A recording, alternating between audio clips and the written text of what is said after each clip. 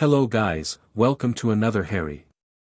So in this video, we will see what if Harry and Wednesday combined dark magic and necromancy to build an unstoppable army. If you enjoy these kinds of stories, don't forget to show us some love by hitting the like button and subscribing to the channel. Your support means the world to us. Now, let's start the story. Chapter 1, The Convergence of Shadows. The leather-bound journal hit the wall with a satisfying thud before sliding to the floor of Grimmauld Place's dusty library. Harry Potter stood with his fists clenched, chest heaving. Lied to me. All of them. For years. 7 months after the Battle of Hogwarts, and Harry still couldn't process what he'd discovered in Dumbledore's private journals. The carefully orchestrated childhood. The suppression of his magical potential. The fact that his parents had explicitly stated he should never go to the Dursleys. Rain pelted the windows as Harry paced the room. Lightning briefly illuminated stacks of books he'd been devouring since his world cracked open. Texts on magical theory. Ancient rituals. Magic that the Ministry, that Dumbledore, had classified as too dangerous. Too dangerous for them to control. More like it, Harry muttered, retrieving the journal. He flipped to the passage that had triggered his outburst. The boy continues to show concerning aptitude for death magic. Like his ancestors before him, the Potter bloodline carries the echo of Peveril gifts. Containment remains the priority until the prophesied confrontation. Harry's hand trembled. Death magic? Containment? The casual way Dumbledore discussed limiting his abilities made his blood boil. Creature, he called. The ancient house elf appeared with a crack. Master calls. Bring me the box from the Black family vault. The one I asked about yesterday. Creature's eyes widened. Master is certain. Those artifacts, now, creature. The elf vanished. Harry returned to his research, flipping through a tome so old the pages threatened to crumble beneath his fingers. The text described necromantic practices predating modern wizarding laws, when raising the dead wasn't forbidden but regulated as a specialized branch of magic. Creature reappeared holding a small iron box covered in runes that seemed to shift when Harry wasn't looking directly at them. He placed it on the desk and backed away. Master should be careful. The Blacks collected dangerous things. Harry nodded absently, already focused on the box. Standard unlocking charms failed. Blood magic wasn't his preference, but he'd learned enough to recognize when it was required. A quick nick to his thumb, a drop on the central rune, and the box clicked open. Inside lay a pendant, a small black stone wrapped in silver wire, hanging from a chain that looked like braided hair.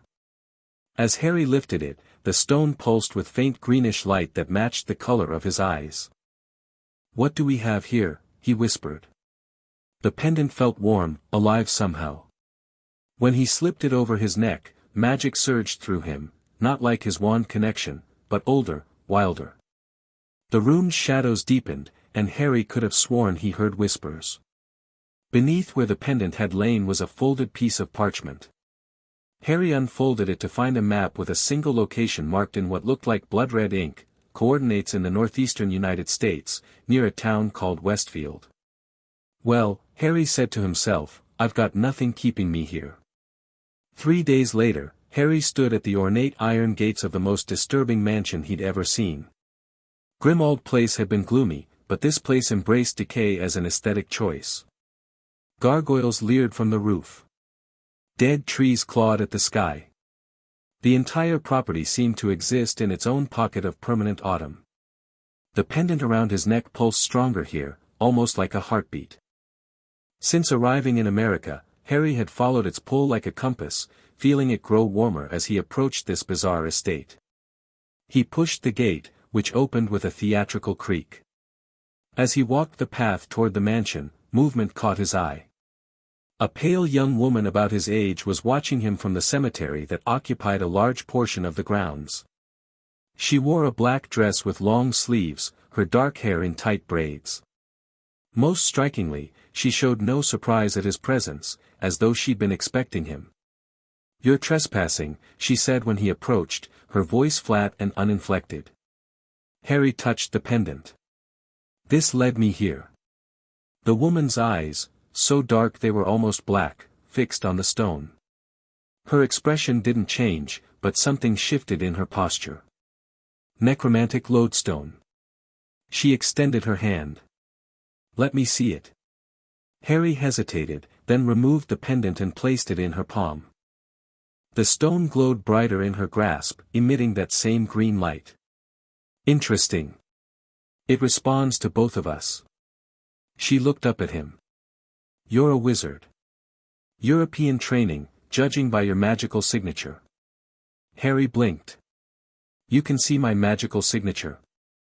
"Obviously." She handed the pendant back. "I'm Wednesday Addams. You're standing in my family's graveyard. Why are you here?" "Harry Potter. I'm researching magic that's been kept from me." Something flickered across her face, recognition, perhaps. "Potter. The British wizard who killed the self-styled lord. Your magical newspapers reached even my family." Harry grimaced. "That's me. Though I'm finding there's a lot about my own story I didn't know." Wednesday studied him for a long moment. "You've touched death and returned. I can see it on you. That's rare." She turned toward the mansion. "Come inside. You'll want to meet my Uncle Fester. He has a particular talent for reanimation." Harry followed, feeling as though he'd stepped into a world where all the rules he knew had been inverted. "Your family practices necromancy openly?" Wednesday looked back at him. "My family practices whatever magic calls to us. The living are so concerned with arbitrary boundaries between types of magic. The dead don't care for such distinctions." The interior of the Addams mansion was a monument to the macabre. Stuffed creatures in unnatural combinations. Weapons displayed like fine art. A hand, just a hand, scurried across their path. "Thing," Wednesday acknowledged as it paused to give her what appeared to be a thumbs up before examining Harry suspiciously. "Is that, a family member?" "Yes." "Don't stare, he's sensitive." Thing skittered away as Wednesday led Harry through the house. They passed a towering man with a scarred face who grunted in acknowledgement, and a woman who could only be Wednesday's mother, elegant in a tight black dress, who smiled with disturbing intensity. "A guest, Wednesday. How delightful. Will he be staying for dinner?" "Perhaps, mother. We have business first." They descended into what had to be the most extensive private laboratory Harry had ever seen. Part medieval dungeon, part modern research facility, the space hummed with magical energy unlike anything at Hogwarts. A corpulent bald man was hunched over a table where something clearly dead was twitching. "Uncle Fester, this is Harry Potter. He has a necromantic lodestone that called to me." Fester looked up, his bulging eyes gleaming with interest. "A natural talent. We haven't had one of those visit in decades." He wiped his hands on a stained apron and approached Harry. "Let's see this stone, my boy." Harry showed him the pendant. Fester circled him, muttering and occasionally prodding him with unervingly cold fingers. "Yes, yes. Death magic affinity. Strong one too." "Self-taught?" "No," Harry admitted. "In fact, I just learned I might have some ability in this area. Where I'm from, this kind of magic is forbidden." Fester barked a laugh. "Forbidden. By people who fear what they don't understand. The Addams family has practiced necromancy since before your ministry existed." Wednesday was examining something on a shelf, human finger bones, Harry realized with a jolt. "Your lodestone responded to me because we have compatible magical signatures," she explained, selecting a bone and placing it on a workbench. "Death recognizes death." Harry frowned. "You've died too?" "Not yet. But I've walked the borders since childhood." She placed a small silver knife beside the bone. "Would you like to try something?" Fester clapped his hands. "Oh, excellent idea. A practical demonstration. He scurried to a cabinet and returned with various bottles and pouches. Harry felt a surge of both apprehension and excitement. This was exactly what he'd been looking for, magic without the Ministry's constraints, without Dumbledore's, for the greater good, manipulations. "What do you have in mind?" he asked. Wednesday's lips curved in what might generously be called a smile. "A simple reanimation. Something small to start. That way if you fail catastrophically, the damage will be minimal." "That's comforting. I'm told I have excellent bedside manner. For a necromancer." Wednesday arranged the components precisely. Necromancy requires intent, power, and a connection to death. You have all three naturally. Now you need technique. For the next hour, she demonstrated the ritual preparation. Unlike the rigid wand movements and Latin incantations of Hogwarts, this magic was intuitive, personal. Harry watched Wednesday mix her own blood with strange powders, murmuring words in a language that made his ears hurt slightly. "Your turn," she finally said. "Add your blood to mine. Our combined essence will power the reanimation." Harry used the silver knife to cut his palm, letting drops fall into the mixture. The pendant around his neck grew hot as their blood mingled. "Now focus on the finger bone. See it as it was in life, connected, moving, purposeful. Feel the echo of death within yourself and reach for it." Harry closed his eyes, concentrating. He thought of the resurrection stone, of seeing his parents and Sirius in the forest. He thought of King's Cross and Dumbledore and his own brush with death. Something cold and electric moved through him. "Yes," Wednesday whispered. "Channel it. Direct it." The pendant burned against his skin. Harry opened his eyes and placed his bloodied hand directly on the finger bone. Words came to his lips unbidden, in that same strange language Wednesday had used. The bone shuddered. Twitched. Then slowly rose, hovering above the table. As they watched, sinew and muscle began to form around it, transparent at first, then solidifying. "Remarkable," Fester breathed. The newly formed finger flexed, twisted, then pointed directly at Harry's heart. "It recognizes its master," Wednesday said. "Two masters, actually. This is unusual. Is it supposed to glow like that?" Harry asked, watching as the finger developed a faint green aura matching his pendant. "No." Wednesday touched the finger cautiously. "Our magics have combined in an unexpected way. Your wizard training with my family techniques." A sudden crash from upstairs interrupted her. Shouting voices. Heavy footsteps. "Company," Fester said grimly. "The unfriendly kind." Wednesday snatched the animated finger and tucked it into her pocket. "American Magical Congress, most likely. They monitor necromantic surges." "Grab the components," Fester instructed, already stuffing bottles into a bag. "Take the tunnel to the cemetery vault. I'll distract them." Wednesday took Harry's arm. "This way. Quickly." They slipped through a hidden door just as the laboratory entrance burst open. Harry caught a glimpse of blue-uniformed wizards before the panel sealed behind them.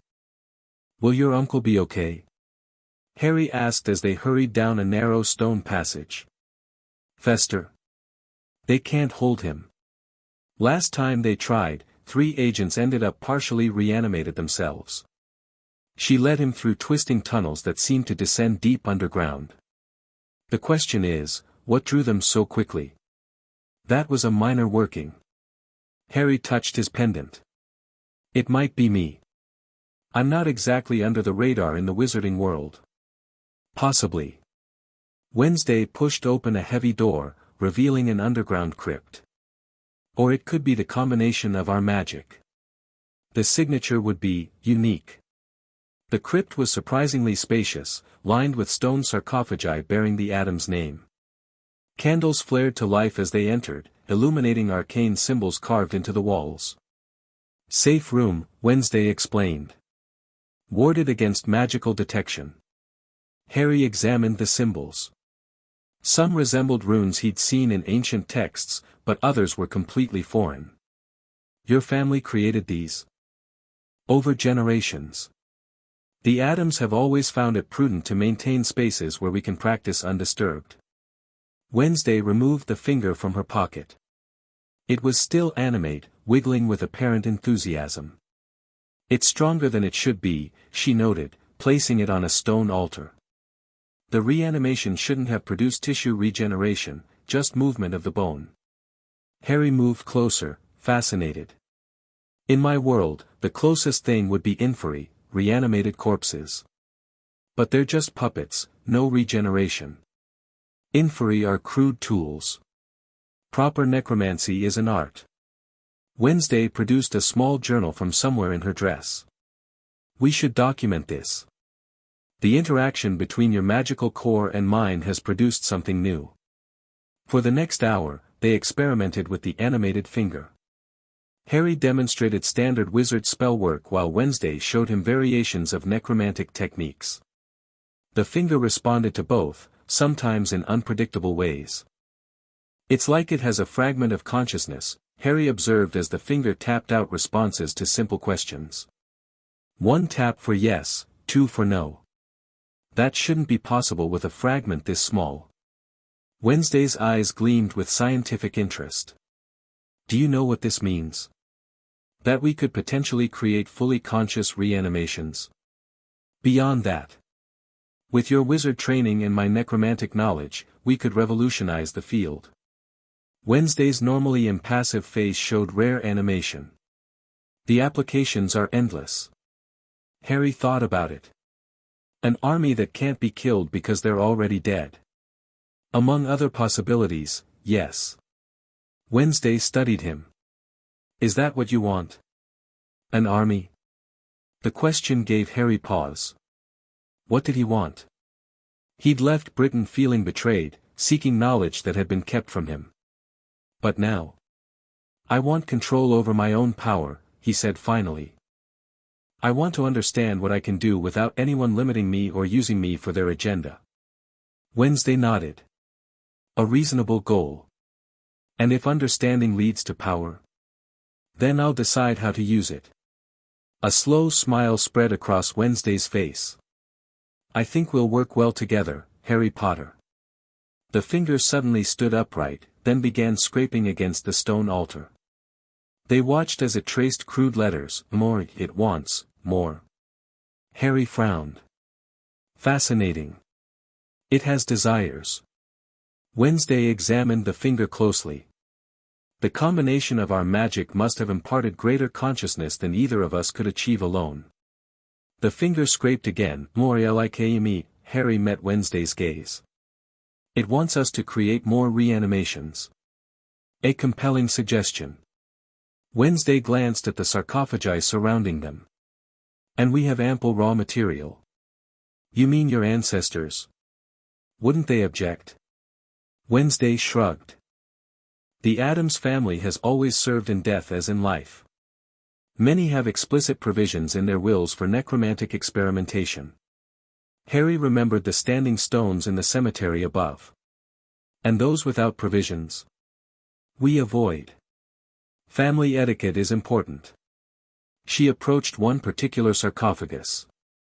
Great-uncle Corvus, however, specifically requested to be utilized in whatever experimental capacity might advance the necromantic arts.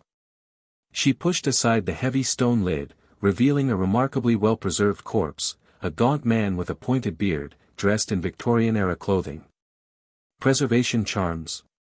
Harry asked. Natural mummification, actually. Corvus experimented with alchemical treatments before his death. Wednesday gestured Harry closer. Shall we attempt something more ambitious? The pendant pulsed against Harry's chest, almost eager. The finger tapped excitedly on the altar. What exactly are you suggesting? A complete reanimation, with our combined techniques.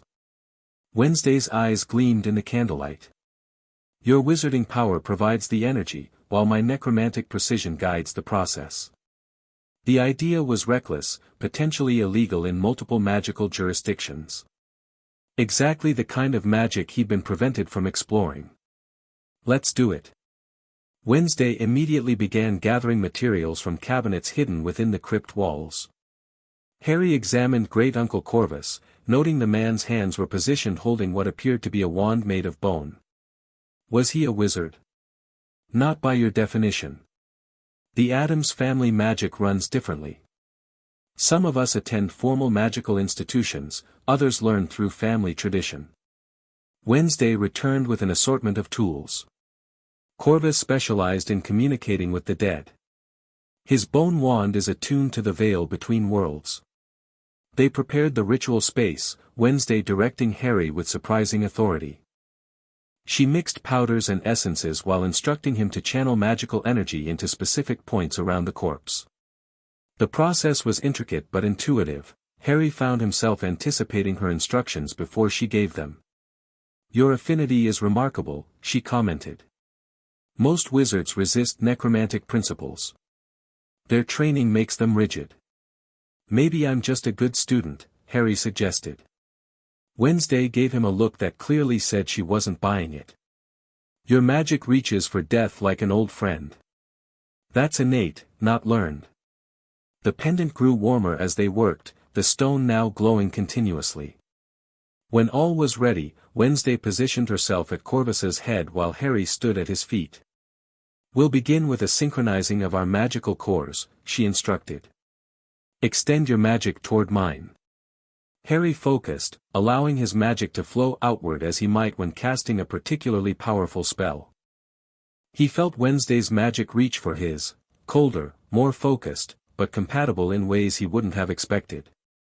Where they met, energy sparked visibly in the air. Now directed into the body.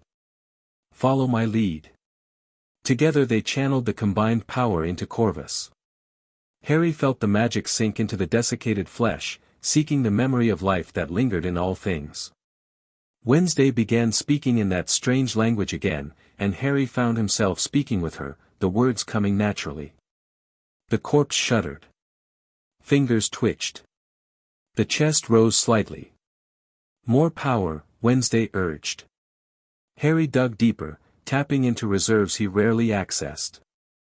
The pendant blazed, and suddenly he could see threads of magic, his own bright green entwining with Wednesday's midnight blue, weaving through Corvus's body in complex patterns. The corpse's eyes snapped open. They glowed with the same green light as Harry's pendant. "Fascinating," Corvus said, his voice dusty but distinct. "I appear to be experiencing reanimation." "How innovative." Wednesday's eyes widened slightly, the most surprise Harry had seen her express. "Great-Uncle Corvus? You retain your consciousness?" "Indeed, my dear Wednesday.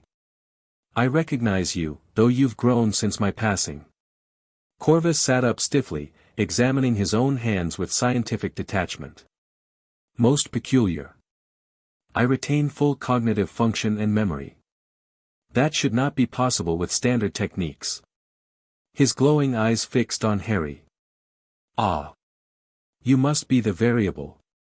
I sense extraordinary power and a most unusual connection to death." "Harry Potter," he introduced himself, feeling oddly formal. "Pleasure to meet you. Sorry about disturbing your rest." Corvus waved a dismissive hand. "Rest is for the unambitious dead. I left explicit instructions to be included in meaningful research." He flexed his fingers experimentally. "This reanimation is beyond anything recorded in the family grimoires. You've created something new." The animated finger scuttled across the altar and approached Corvus, who picked it up with evident delight. "A preliminary experiment? Excellent methodology. Always test with smaller subjects first." He set the finger on his shoulder, where it balanced like a peculiar pet. "Now, what prompted this remarkable collaboration?" Harry explained his journey, the discoveries about his past, the pendant, finding the Addams mansion. Wednesday added details about their initial experiment and the unexpected Makusa response. The magical signature of your combined working would indeed trigger monitoring enchantments, Corvus confirmed. Death magic of this caliber hasn't been seen in the Americas for generations. He swung his legs over the edge of the sarcophagus. I suggest we continue this conversation elsewhere. My crypt, while charming, lacks certain amenities. As Corvus stood, Harry noticed something extraordinary. The body was changing, becoming less mummified. Skin softened, color improved slightly, movement became more fluid. You're regenerating, Harry observed. An unexpected benefit, Corvus agreed, examining himself. The fusion of your magical approaches appears to be restoring cellular function. Most promising for future applications. Wednesday was already documenting observations in her journal. This goes beyond reanimation into true revitalization. The implications: a sudden tremor shook the crypt, dust falling from the ceiling. It appears your magical experiment has attracted more attention, Corvus noted calmly.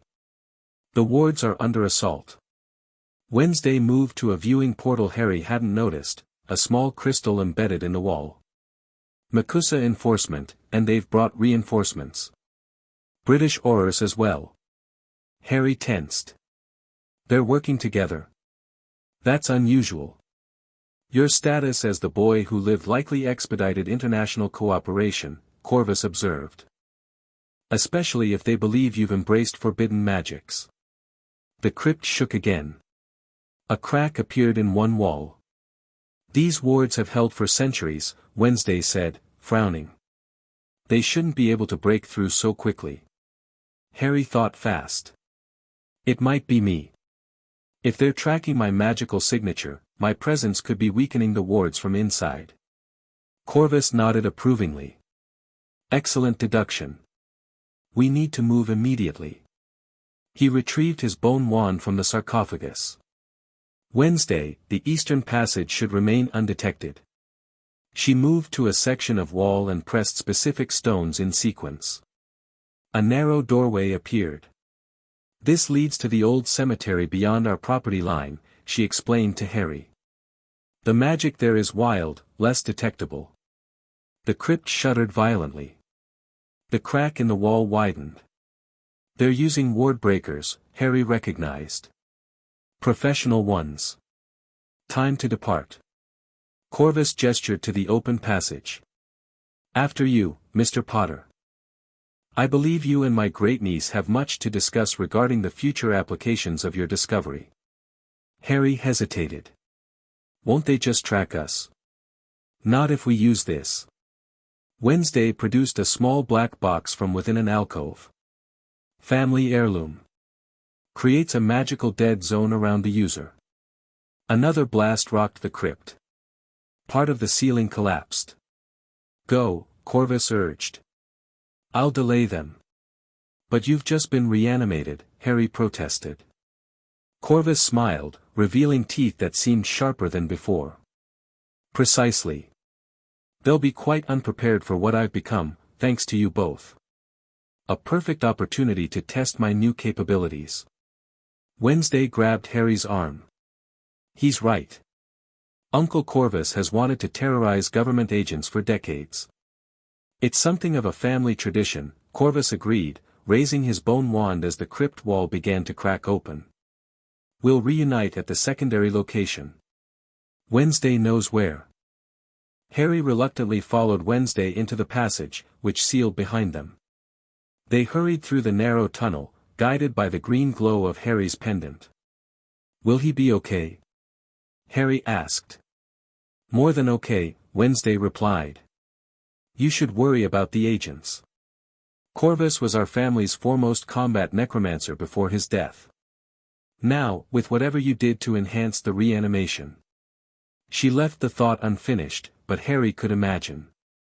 Behind them, muffled shouts and what sounded like screams echoed through the stone. The tunnel eventually opened into an ancient cemetery much older than the one on the Adams property. Crumbling headstones tilted at odd angles. Gnarled trees blocked most of the late afternoon sun. Wednesday activated the black box, which emitted a soft hum. This will hide us temporarily, but we need distance. I can apparate us, Harry offered. Wizard teleportation. To where? They'll be watching magical transportation networks. Harry thought for a moment. I have a place. Unplottable location, inherited from my godfather. But it's in London. Wednesday considered this. International apparition is monitored. Not if we use a specific method I learned during the war. Harry held out his hand. Do you trust me? No, Wednesday replied bluntly. But I find you interesting, which is rarer. She took his hand. Her fingers were cool but not cold, her grip surprisingly strong. Keep that box active, Harry instructed. It might help mask the magical signature. He concentrated, visualizing the specific coordinates of Grimmauld Place. This wasn't standard apparition but a variation he developed while on the run, less detectable, though more magically draining. The pendant seemed to pulse in time with his heartbeat as he gathered his power. This might feel strange, he warned. Wednesday's expression didn't change. Strange is relative in my family. Harry twisted, pulling them into the compressed darkness of apparition. But something was different, the usual sensation extended, stretched.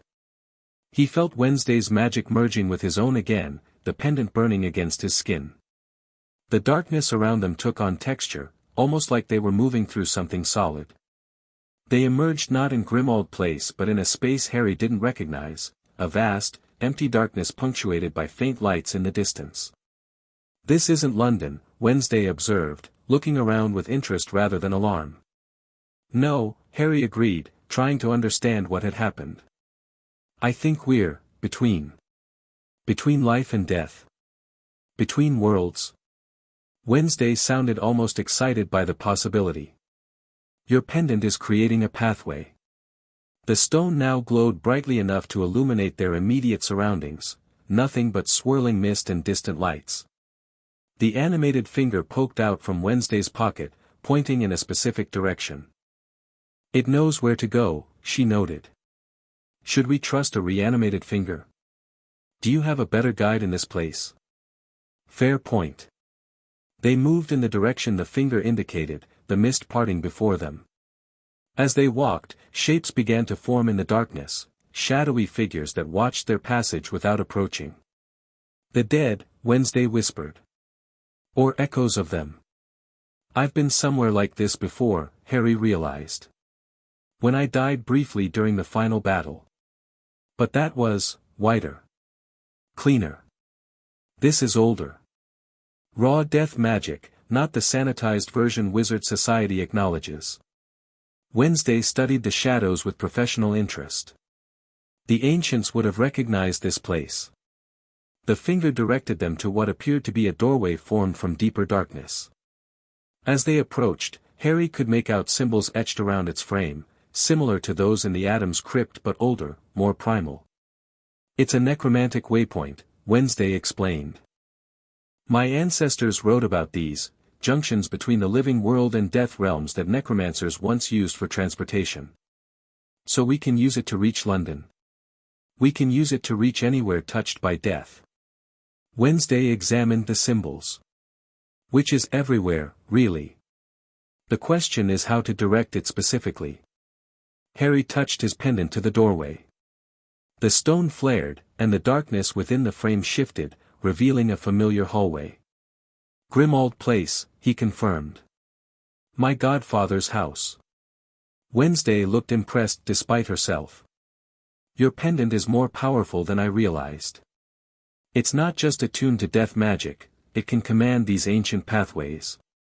They stepped through the doorway and into the hallway of number 12, Grimmauld Place. The portal closed behind them, leaving only a shadow on the wall that quickly faded. Welcome to my house, Harry said. Sorry about the unexpected detour through the death realm. Don't apologize. That was the most interesting transportation method I've experienced. Wednesday looked around the gloomy interior with approval. Your godfather had acceptable taste. The Black family were known for dark magic, though not specifically necromancy. Harry led her deeper into the house. We should be safe here for now. The Fidelius charm is still active. In the library, Harry quickly checked the magical security. The wards were intact, and there were no signs of intrusion during his absence.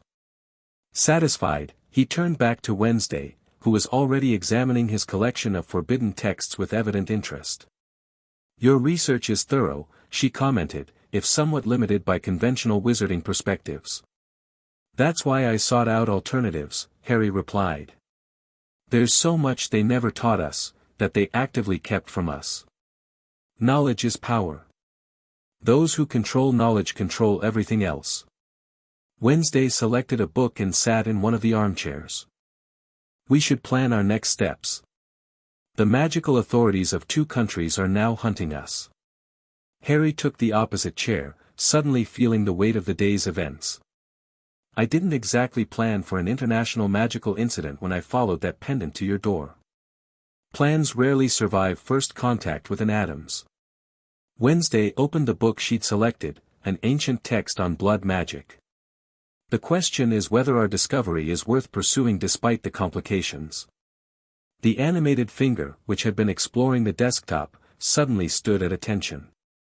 It tapped firmly once on the wood. Our little friend votes yes, Harry noted with a smile. The more important question is what exactly we've discovered. Wednesday closed the book. The combination of your wizarding techniques with Adam's necromancy created something beyond either tradition. Corvus's reanimation was unprecedented, full consciousness, memory retention, and physical regeneration. Harry considered this. If we could refine it, control it better. We could create perfectly preserved reanimations with full mental faculties. Wednesday's eyes gleamed. Not mindless corpses, but truly restored beings. An army that thinks, Harry mused. Strategizes.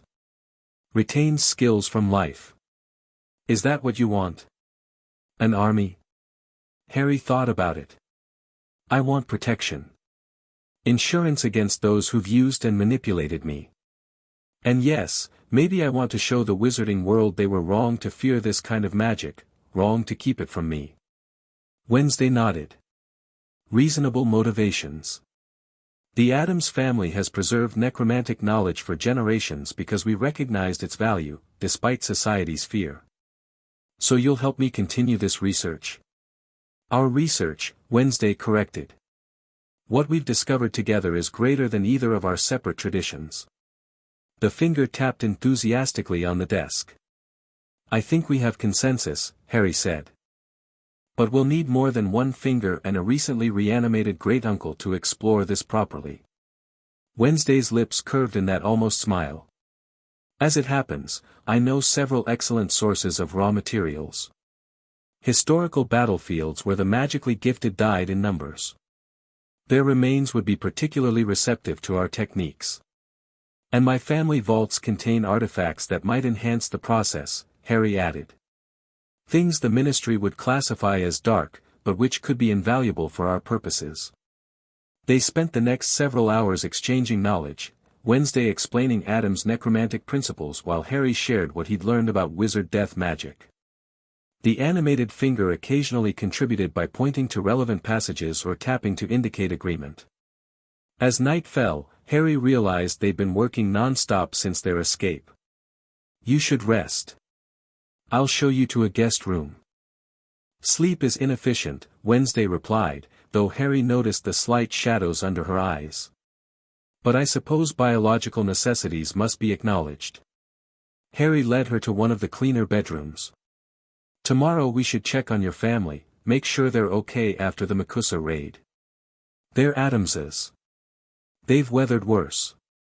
But her tone suggested she appreciated the concern. The family has protocols for magical interference. They'll contact me when it's safe. As if summoned by her words, a raven appeared at the window, tapping insistently on the glass. Wednesday opened the window, and the bird flew in, dropping a small scroll before perching on the bedpost. Cousin Itt's messenger, she explained, unrolling the scroll. Written in Adam's cipher. She read quickly, her expression unchanging but her posture relaxing slightly. The family is secure. Makusa detained Fester temporarily but released him after he convinced them of the wisdom of doing so. She continued reading. Corvus successfully escaped after incapacitating 7 agents, who are now experiencing what Mother describes as an educational period of partial death. He's relocated to our European estate. And the rest of your family? Under observation but unbothered. The Adams name still carries certain protections, even in magical law. She rolled the scroll back up. They advise us to continue our research from a secure location while they manage the political fallout. Harry nodded, relieved. We can work here for now. Tomorrow I'll access my vaults for the artifacts we need. Wednesday gave him an appraising look. You've adapted quickly to being an international fugitive practicing forbidden magic. Harry smiled wryly. Not my first time on the run. Though the necromancy is new. You have a natural aptitude for it. Wednesday's tone was matter-of-fact. Few wizards could achieve what you did today with decades of study. The pendant pulsed gently against Harry's chest. Maybe I just had the right teacher. Perhaps. Wednesday turned back to the raven, which was watching them with unervingly intelligent eyes. Rest. Tomorrow we begin building something new. As Harry left her to settle in, he felt a strange mixture of excitement and trepidation. He'd come looking for knowledge kept from him and found something far more significant, a partnership that could change everything he understood about magic. The wizarding world had tried to control him, limit him, use him for their purposes. Now he had the means to ensure that never happened again. The pendant warmed against his skin, as if in agreement. Dawn found Harry in the library, having slept little. The events of the previous day kept replaying in his mind, the successful reanimation, the connection with Wednesday's magic, the unexpected journey through the death realm. Everything he thought he knew about magical limitations was being rewritten. He was examining the animated finger, which had spent the night arranging and rearranging books on his desk in apparent alphabetical order, when Wednesday entered. She looked exactly as she had the day before, her black dress unwrinkled, her expression composed. Only the slight brightness in her eyes suggested she was eager to continue their work. You've been researching all night, she noted, glancing at the books spread across every surface. Couldn't sleep. Harry indicated a particular volume. I found references to something called a corpus stone, an artifact that stabilizes reanimated flesh. Supposedly the Ministry confiscated all of them centuries ago. The Ministry confiscated the known specimens, Wednesday corrected, examining the illustration. My family has preserved one. It's in our European vault, where Corvus is headed. Harry looked up. That would be incredibly useful. The texts suggest it could solve the decay problem that plagues most reanimations. It could do more than that with our combined approach. Wednesday sat across from him. Traditional necromancy struggles with preserving the reanimated form. Your wizard magic provides the necessary life force, while my techniques provide the precision control. The finger tapped excitedly on a page showing various necromantic artifacts. Our assistant agrees, Harry noted with amusement. It seems to have developed quite a personality overnight. Another unexpected development. It's almost as if. Wednesday paused, studying the finger. The combination of our magic may be imparting a fragment of consciousness beyond what either method should allow. Before they could pursue this thought, a silver mist seeped under the library door, coalescing into a lynx patronus that spoke with Kingsley Shacklebolt's voice. Harry, what have you done? The Ministry is in chaos. Reports of necromancy on American soil with your magical signature. Return immediately and surrender yourself before this escalates further. I can't protect you if you continue down this path.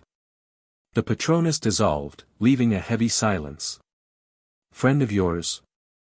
Wednesday asked dryly. Minister for Magic. One of the few I actually respected. Harry ran a hand through his hair. He doesn't understand what's happening. Few do. Necromancy inspires fear rather than understanding. Wednesday watched him carefully. Are you reconsidering our research? Harry touched the pendant, feeling its now familiar warmth. No. But I need to be smarter about this. Running and hiding won't work forever. What do you suggest? We need to establish a secure location to continue our work. Somewhere with access to the materials we need but protected from magical authorities. Harry began pacing. And we need to demonstrate enough power that they'll think twice about direct confrontation. You're suggesting we build our army sooner rather than later. Not an army. Not yet. Harry's expression hardened. But enough of a show of force to buy us breathing room. Wednesday nodded approvingly. Strategic thinking. I know just the location, a forgotten battlefield in the Scottish Highlands where wizard-kind fought a necromantic cult in the 1600s. The ground is saturated with death magic, and the remains would be particularly responsive to our techniques. Scotland is risky. Too close to the ministry. Which makes it unexpected. They'll be watching borders and known safe houses. Wednesday stood, decision made.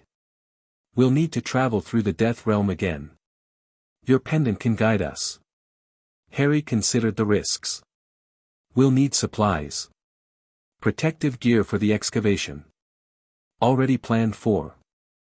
Wednesday produced a small pouch from within her dress.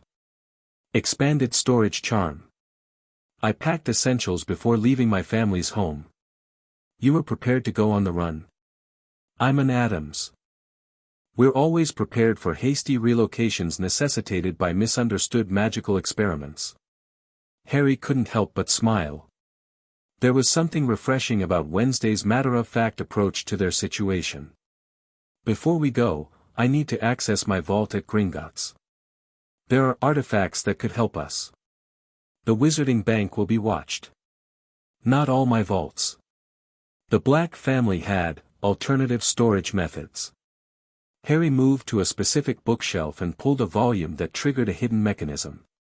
A section of wall slid away, revealing a small alcove containing a silver box. This connects directly to a hidden vault. Old blood magic, unregistered with the ministry. Inside the box was a collection of objects that radiated dark magic, rings, amulets, a small obsidian knife, and what appeared to be human teeth strung on a silver chain. Necromantic foci, Wednesday identified, examining the teeth with professional interest. Powerful ones. Your godfather's family had better taste than you implied. Harry selected several items, including the tooth necklace. These should enhance our control over the reanimation process. The finger scuttled across the desk and tapped the obsidian knife twice. Disagreement noted, Wednesday said. Interesting that it has opinions on necromantic tools. It's been studying the texts all night, Harry observed. Learning, apparently. They packed the selected artifacts into Wednesday's expanded pouch. Harry gathered additional resources from the Black Library, including journals documenting forbidden rituals. Within an hour, they were prepared to depart. The Death Realm transit will be easier this time, Harry said, holding the pendant. I understand better how it works now. Wednesday nodded. Focus on the battlefield coordinates. I'll stabilize the transit with Adam's techniques. They joined hands, and Harry concentrated on the pendant. The stone glowed, brighter than before, illuminating the library with eerie green light. The shadows in the room deepened, stretched, then enveloped them completely. Again they stood in that vast, empty darkness with distant lights. But this time, Harry felt more in control. The pendant pulled in a specific direction, and they moved confidently through the mist. The shadowy figures seemed more numerous now, watching their passage with what felt like curiosity. They recognize us, Wednesday noted. The dead know we walk between worlds. Is that good or bad? Neither. Death has different values than life. She pointed to a forming doorway ahead. Our destination is manifesting. This portal was different, ringed with what looked like twisted roots and marked with ancient Pictish symbols. As they approached, Harry felt the magic shift around them, wilder and older than before. They stepped through into a desolate Scottish moor. The air was heavy with mist, the ground uneven and marked with ancient stones. Despite the seemingly random arrangement, Harry could sense a pattern to the standing stones, a ritual circle half buried by centuries. The Battle of Blackmoor, Wednesday said, surveying the landscape. A massacre, more accurately. The Ministry doesn't include it in official histories because it involved their systematic extermination of necromantic practitioners.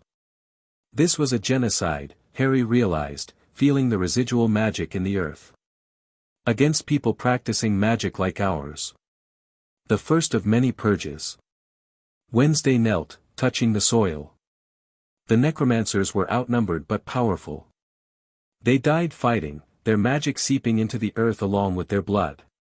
The pendant pulsed strongly here, almost pulling Harry forward. It wants something. It recognizes kindred magic.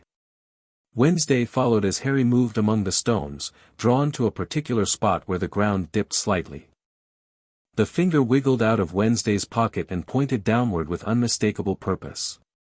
Here, Harry said, the pendant now hot against his skin. Whatever we're looking for is below. Wednesday produced tools from her pouch, silver implements designed specifically for necromantic excavation.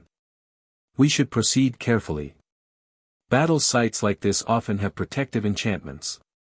They worked methodically, Harry using controlled magic to shift earth while Wednesday checked for curses or wards. The finger supervised, occasionally tapping to indicate they should adjust their approach. After an hour of careful digging, they uncovered what had drawn them, a mass grave, the bones still arranged as they had fallen centuries ago. Wizard remains, Wednesday confirmed, examining a skull with reverent precision. Powerful ones, judging by the magical residue. Harry could feel it too, the lingering echo of magic preserved in bone.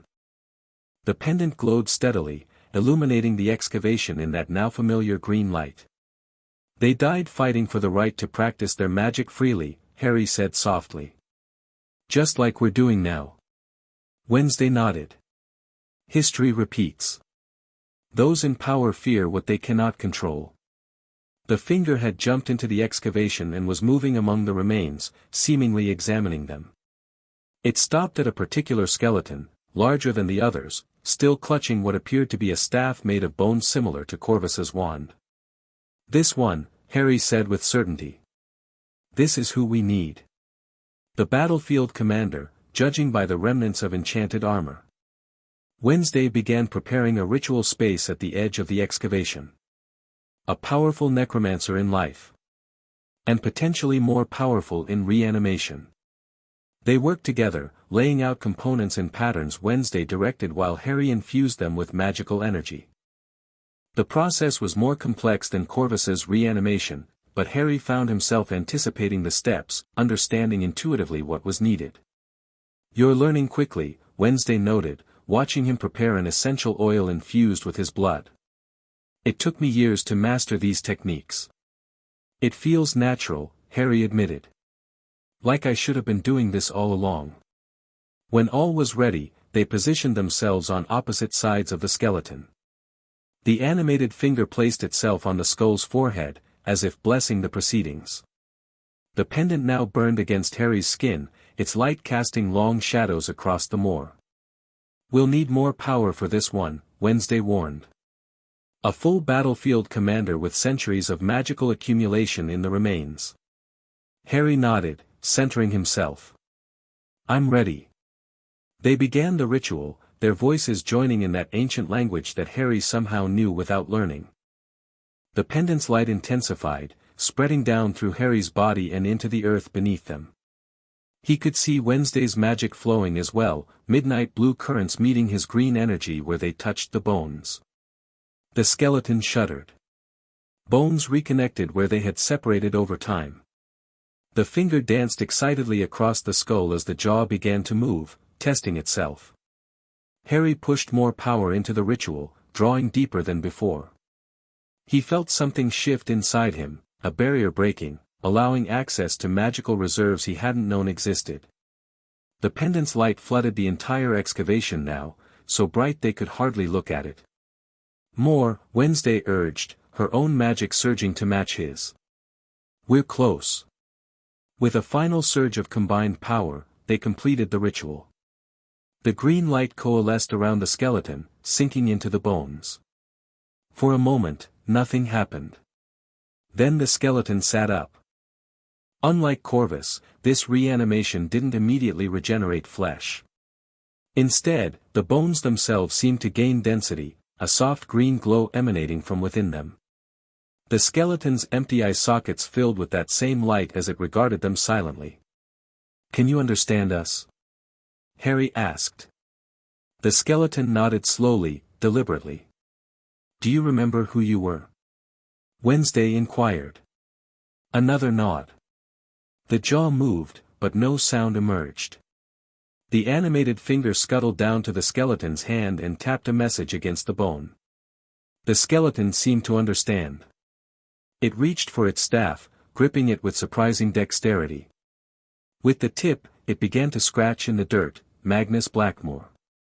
The necromancer who led the last stand, Wednesday realized. The ministry records claimed he was completely destroyed. More scratching, they failed. Harry felt a chill that had nothing to do with the Scottish mist. "Magnus, we've reanimated you using a combination of wizarding and necromantic techniques. Your consciousness has been preserved, but your physical form is limited to bone for now." Magnus seemed to consider this, then scratched, "Purpose?" Wednesday answered without hesitation. "Knowledge. Power. Freedom to practice magic without persecution." Harry added, "The ministry still suppresses necromancy. Still persecutes those who study it." Magnus' green eyelights flared brighter. He scratched a single word, "Revenge."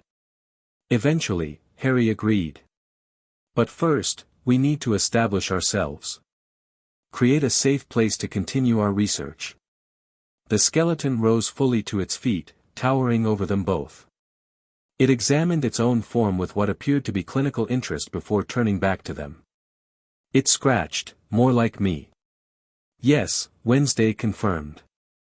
"We intend to reanimate others. Build a force that can protect our work." Magnus pointed to the surrounding battlefield with his staff, then scratched, "All." Harry exchanged a glance with Wednesday. "You want us to reanimate the entire battlefield?" The skeleton nodded emphatically. "That would require enormous power," Wednesday cautioned. "More than we can safely channel at once." Magnus scratched again, "Staff amplifies." He held out his bone staff to Harry. The pendant responded immediately, pulsing in time with the green glow emanating from the staff. When Harry touched it, he felt an immediate connection, similar to finding his wand at Ollivander's but darker, deeper. "It's compatible with your magic," Wednesday observed. "Like it was waiting for you." Magnus scratched, "Descendant?" Harry blinked in surprise. "I don't know. My family history only goes back so far." The skeleton studied him intently, then pointed to the pendant. "This led me to all of this," Harry explained. "It came from the Black family vaults." Wednesday was making connections faster. The Blacks were known to intermarry with powerful magical families. "It's possible you have Blackmore blood somewhere in your lineage." Magnus seemed satisfied with this. He scratched, "Begin." With the bone staff in hand, Harry felt his connection to the death magic of the battlefield strengthen. The pendant's energy flowed through him more easily, more powerfully. Wednesday quickly adapted their ritual preparations to accommodate the enhanced focus, placing components in a wider circle encompassing more of the excavated remains. "This will draw attention," she warned. "Magic of this magnitude won't go unnoticed." "Then we'd better work quickly," Harry replied, feeling a new confidence with the staff in his grip. "If they want to stop us, let them try." They positioned themselves at opposite ends of the expanded circle, with Magnus standing at the center, directing the finger to place itself at critical junctures among the remains. When all was ready, they began. This time, the ritual felt different. Magnus raised his arms, channeling their combined magic through his own form and into the battlefield itself. The staff in Harry's hand grew warm, then hot, conducting power at levels that should have been beyond his capability. He felt Wednesday's magic intertwining with his, creating patterns of energy that sank into the earth like roots. The ground trembled. Bones shifted beneath the soil, responding to their call. The green light spread outward from their circle, illuminating the entire moor with eerie radiance. Harry could sense the dead awakening, dozens, then scores of them, their consciousness stirring after centuries of slumber. Wednesday's voice rose over the growing rumble, her incantations precise despite the wild magic swirling around them. Harry matched her, word for word, the language of death flowing naturally from his lips. Magnus directed it all, his skeletal form now blazing with green fire that didn't consume him. The finger raced across the battlefield, touching specific remains that began to rise first, forming a protective circle around the ritual. The pendant burned against Harry's chest, no longer painful but empowering, connecting him to the death magic saturating the moor. Through it, he could feel each awakening consciousness, some confused, some angry, all responding to the combined will of the summoners.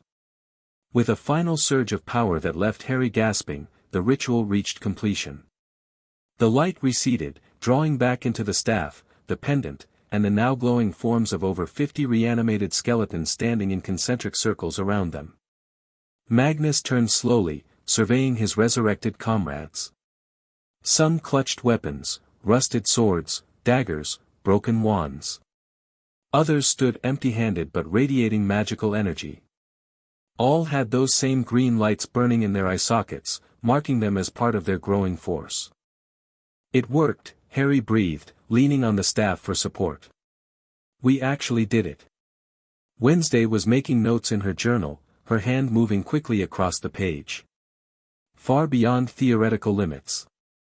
The combination of your wizard magic, Adam's necromancy, and Magnus' battlefield focus created a synergistic effect. Magnus scratched in the dirt, army begins. The finger danced excitedly, moving from skeleton to skeleton as if greeting old friends. Some of the reanimated warriors reached out to touch it curiously. Not just an army, Harry said, watching their creations. These were people. Necromancers killed for practicing their art. They deserve restoration as much as protection. Wednesday nodded. Purpose gives greater stability to reanimation. Vengeance is a powerful motivator for the dead. Magnus scratched, need sanctuary. He's right, Harry agreed. We can't stay here. The magical surge will bring investigators soon. I know where to go, Wednesday decided. The Adams European estate. Remote, heavily warded, and Corvus is already there with the corpus stone we need to advance our research. Harry looked at their assembled force. How do we transport them all? Magnus scratched, Death Realm. Of course, Wednesday realized. They're connected to death already. The pathways will open for them naturally. And your family estate has space for. Harry gestured at the 50-plus skeletons standing attentively around them. The catacombs beneath the estate extend for miles. They were designed to house multiple generations of Adamses, living and dead. Wednesday's lips curved in that almost smile. My family has always planned for expansion in both states of being. Magnus raised his staff, and the other skeletons moved into formation behind him. The organization was immediate, disciplined, these had been warriors in life and remembered their training. Harry felt the pendant warm again as Magnus opened a doorway to the Death Realm, larger than any they'd used before, easily large enough for their entire company to pass through. Beyond, Harry could see that familiar darkness with distant lights, but now there seemed to be paths visible within it, ways through the void. After you, Wednesday said to Magnus, who nodded and led the silent procession of skeletons into the portal. Harry watched them file past, the beginnings of what could become a true necromantic legion. Not mindless inquiry but thinking, remembering warriors with a common cause. The implications were staggering. Are you having second thoughts? Wednesday asked, observing his expression. Harry shook his head. Just realizing how far beyond my original quest this has gone. I wanted knowledge that had been kept from me. Now we're raising an army of ancient necromancers. Knowledge has consequences. Power has applications. Wednesday tucked her journal away. The question is whether you're prepared for where this leads. Harry gripped the bone staff, feeling its connection to his magic, to his blood, if Magnus was correct about his lineage. I'm done being manipulated and limited. If this is where my magic naturally leads, then yes, I'm prepared to follow it. He gestured to the portal where the last of the skeletons were disappearing. After all, we've already committed international magical crimes. Might as well see it through.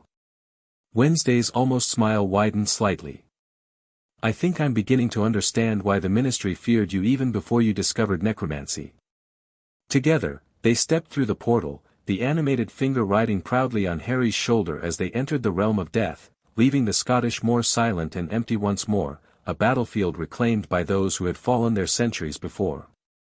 Chapter 2, The Army Grows. The Adams European estate loomed against the Romanian sky like something from a fever dream. Jagged towers stretched toward storm clouds. Gargoyles with too many limbs perched on every corner. The entire structure seemed to defy architectural possibility, and Harry was pretty sure parts of it occasionally shifted when he wasn't looking directly at them. Your family has interesting taste, he commented as they approached the massive iron gates, Magnus and their skeletal force following in perfect formation behind them. Wednesday shrugged. The original builder went mad halfway through construction. We consider that a feature rather than a flaw. The gates swung open on their own, recognizing Wednesday's presence. As they walked the long path to the main house, Harry noticed the extensive grounds included not just one but 3 separate cemeteries, arranged in concentric circles around the mansion. Strategic burial planning, Wednesday explained, following his gaze. The outer circle contains distant relatives and worthy servants. The middle holds the more magically gifted branches. The inner cemetery is reserved for the main family line. And the catacombs you mentioned? Beneath it all. Miles of tunnels connecting various family crypts, ritual chambers, and emergency retreats. She pointed to an elaborate mausoleum near the house. That's the main entrance, though there are dozens of hidden access points throughout the estate. Magnus led their skeletal troops toward the mausoleum with practiced efficiency. The finger, still perched on Harry's shoulder, tapped excitedly as they approached the house. The massive front doors swung open before they reached them. Corvus Adams stood in the entryway, looking remarkably improved since his reanimation in the crypt. His skin had lost its mummified appearance, now merely very pale rather than desiccated. His formerly empty cheeks had filled out, and his movements were fluid and natural. Welcome to the ancestral estate, he greeted them. I see your expedition was successful beyond expectation. He stepped aside to reveal the entrance hall, a cavernous space dominated by a grand staircase and decorated with weapons and taxidermy that would give most wizards nightmares. Several portraits on the walls turned to observe the newcomers, their painted eyes following with unnerving interest. Great-Uncle Corvus, Wednesday acknowledged. Your regeneration has progressed significantly. Indeed. The combination of your reanimation technique continues to restore my cellular structure. Corvus examined Harry with keen interest. And I see you've acquired an artifact of considerable power, Mr. Potter. Harry gripped the bone staff, which hummed faintly in his hand. It belonged to Magnus Blackmore. He seems to think I might be a distant relative. Fascinating possibility. The Blackmore line was thought extinct. Corvus turned his attention to the silent skeleton standing beside them. Magnus Blackmore himself. The Ministry believed they had destroyed you completely. Magnus scratched in a convenient dusty surface. They failed. Evidently. Corvus smiled, revealing teeth that seemed sharper than before. Your warriors are being settled into the eastern catacombs. I took the liberty of preparing the space when I sensed your approach through the death realm. Wednesday nodded. We'll need the Corpus Stone. Our reanimations are stable but could benefit from enhanced physical restoration. Already arranged. The family vault has been opened, and the stone awaits in the main ritual chamber. Corvus led them deeper into the house, through corridors lined with arcane artifacts and animated by subtle magic, curtains that moved without wind, candles that lit themselves as they passed. The finger jumped from Harry's shoulder to examine a particularly grotesque statue, then scurried back when the statue turned its head to look at it. Your little creation has developed quite remarkably, Corvus observed. Curiosity is a complex cognitive function not typically seen in partial reanimations. Nothing about our combined magic follows typical patterns, Harry replied. The finger has been learning, developing preferences. Almost like it's growing a personality. Perhaps it is. Corvus stopped before an ornate door covered in alchemical symbols. The main ritual chamber. The Corpus Stone has been installed at the center. The chamber beyond was enormous, a perfect circle with a domed ceiling painted with constellations that slowly rotated. The floor featured intricate patterns inlaid with silver, gold, and what looked uncomfortably like bone. At the center stood a pedestal containing a smooth black stone roughly the size of a human heart. The Corpus Stone, Wednesday approached it reverently. One of 7 created by Archibald the Undying in the 9th century. The Ministry thought they had destroyed them all. The Ministry's knowledge has always been incomplete, Corvus noted. The Adams family acquired this one during the Purge of 1612, when we helped certain practitioners escape persecution. Harry felt drawn to the stone. Unlike his pendant, it didn't glow, but he could sense its power, deep, steady, and ancient. Magnus seemed equally interested, approaching the pedestal with careful steps. How does it work? Harry asked. It stabilizes necromantic energy, allowing for more complete physical restoration during reanimation. Wednesday circled the pedestal. With this, we could potentially restore our forces to near-living condition.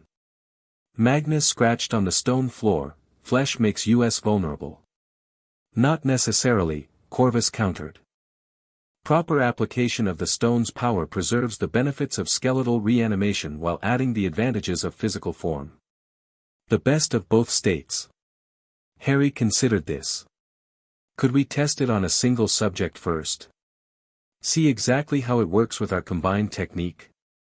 A prudent approach. Wednesday looked at Magnus. Would you volunteer? As our most powerful ally, your enhanced form would be particularly valuable. The skeleton considered, then nodded, scratching, I will test. We'll need to modify our ritual, Harry said, already thinking through the possibilities. The pendant, the staff, and now the Corpus Stone, 3 powerful foci working together. Wednesday was already removing components from her expanded pouch. We'll need fresh blood from both of us, essence of nightshade, grave soil from 3 separate deaths. They worked together with practiced efficiency, preparing the ritual space around the Corpus Stone.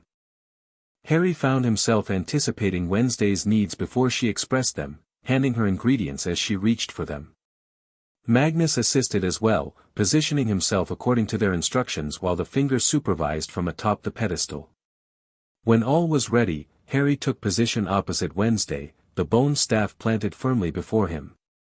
The pendant glowed against his chest, resonating with the staff and, more distantly, with the Corpus Stone. Begin, Wednesday instructed, and they started the incantation together. The magic built more quickly this time, their combined techniques flowing together with increasing familiarity. The pendant's green light spread down through Harry's body, through the staff, and into the ritual circle. Wednesday's midnight blue energy met it, the 2 powers spiraling around each other before flowing into both Magnus and the Corpus Stone. The stone began to pulse with dark energy, neither green nor blue but something deeper. Magnus' skeletal form lifted slightly off the ground as the magic enveloped him completely. Harry pushed more power into the ritual, feeling that same barrier within him breaking further, allowing access to magical reserves that felt bottomless. More, Wednesday urged, her own power surging to match his. The stone requires complete commitment. Harry focused entirely on the ritual, drawing deeper than ever before. The pendant burned hot, the staff vibrated in his grip, and the stone pulsed like a beating heart. Magnus was now completely obscured by swirling energies, his skeletal form visible only as a shadow within the maelstrom.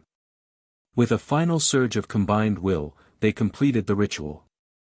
The energies collapsed inward, absorbed into Magnus and the stone in a flash of intense light that left them momentarily blinded. When their vision cleared, Magnus stood before them, transformed. He was no longer a bare skeleton but something between living and dead. Sinew and muscle had formed over his bones, pale and eerily translucent in places but functional. His face remained partially skeletal, the jaw and cheekbones exposed, but with enough restored tissue to allow for expression. The green lights in his eye sockets remained, now set in partially restored eye tissue. His height and imposing presence had only increased with the restoration. Most strikingly, they could feel his power.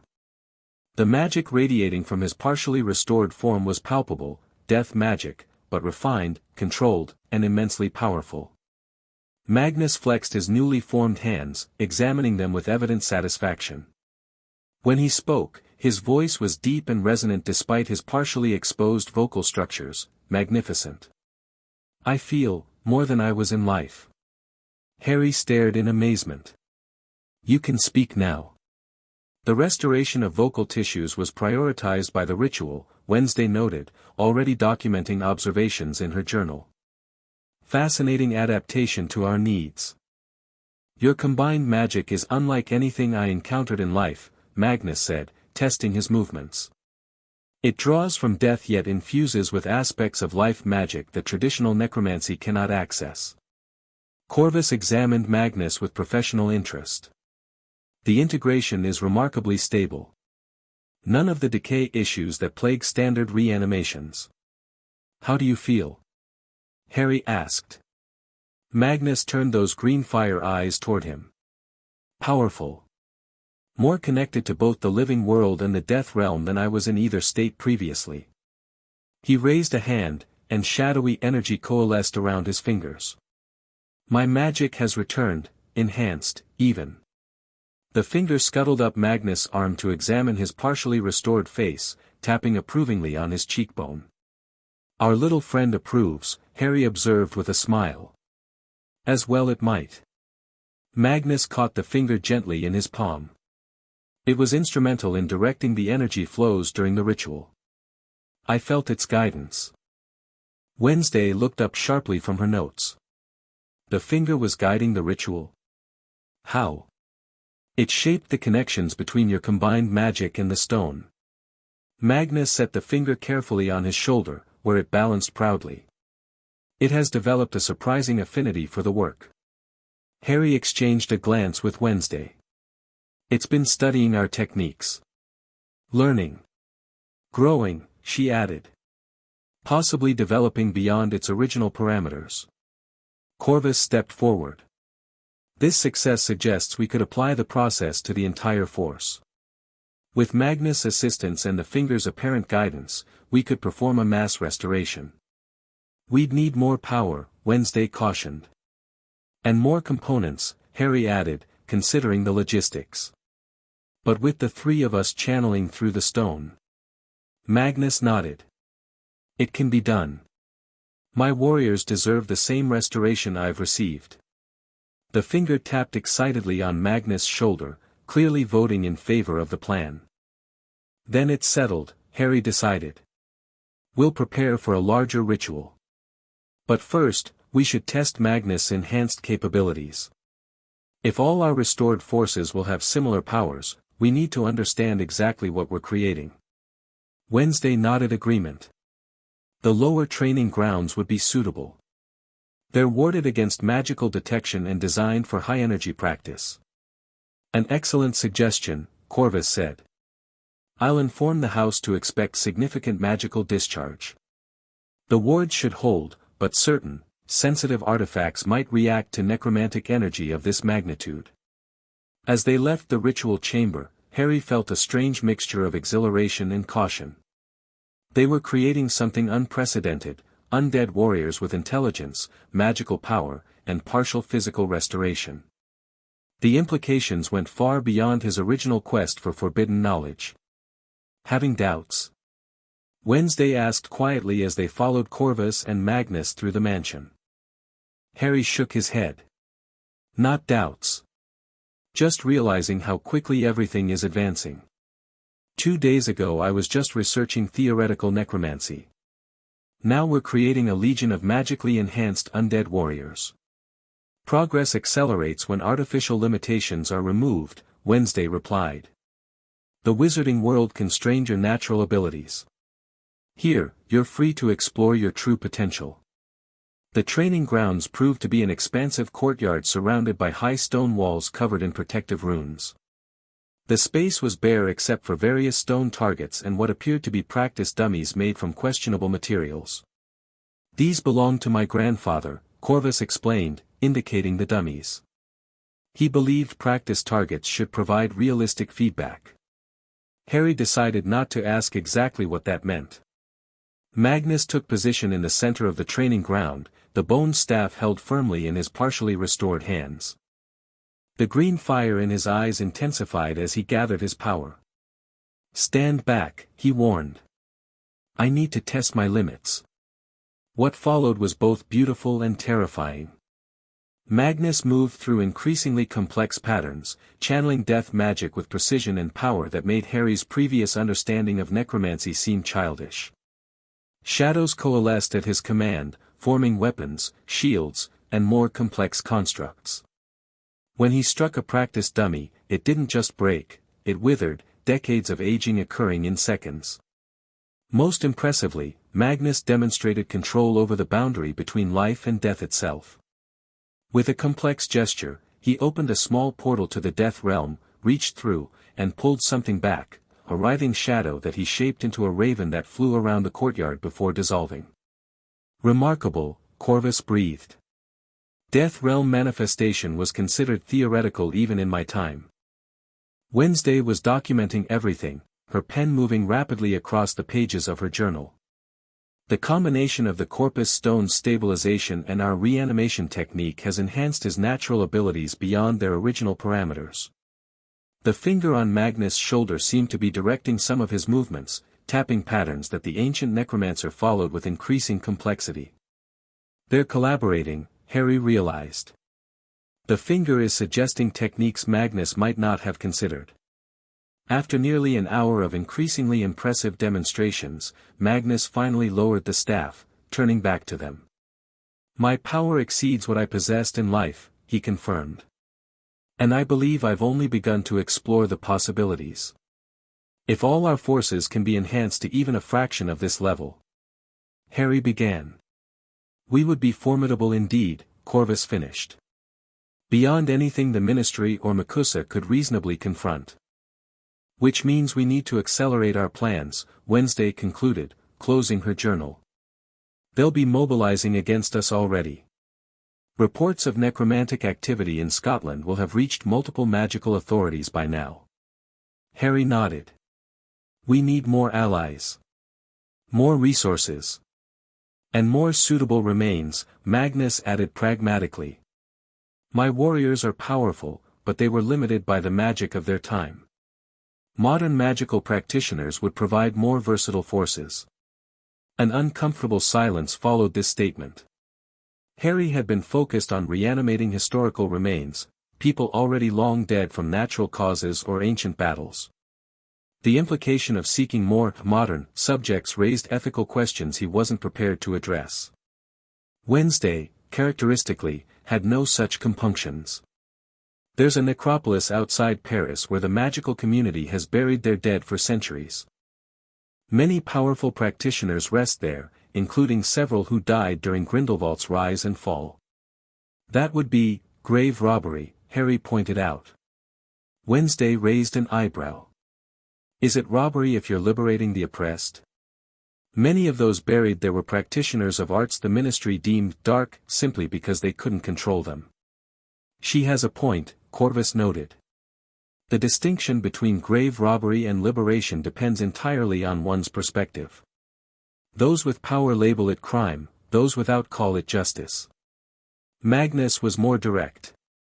If you wish to build a force capable of standing against magical governments, you cannot be squeamish about obtaining necessary resources. The finger tapped impatiently on Magnus' shoulder, clearly siding with the pro-acquisition faction.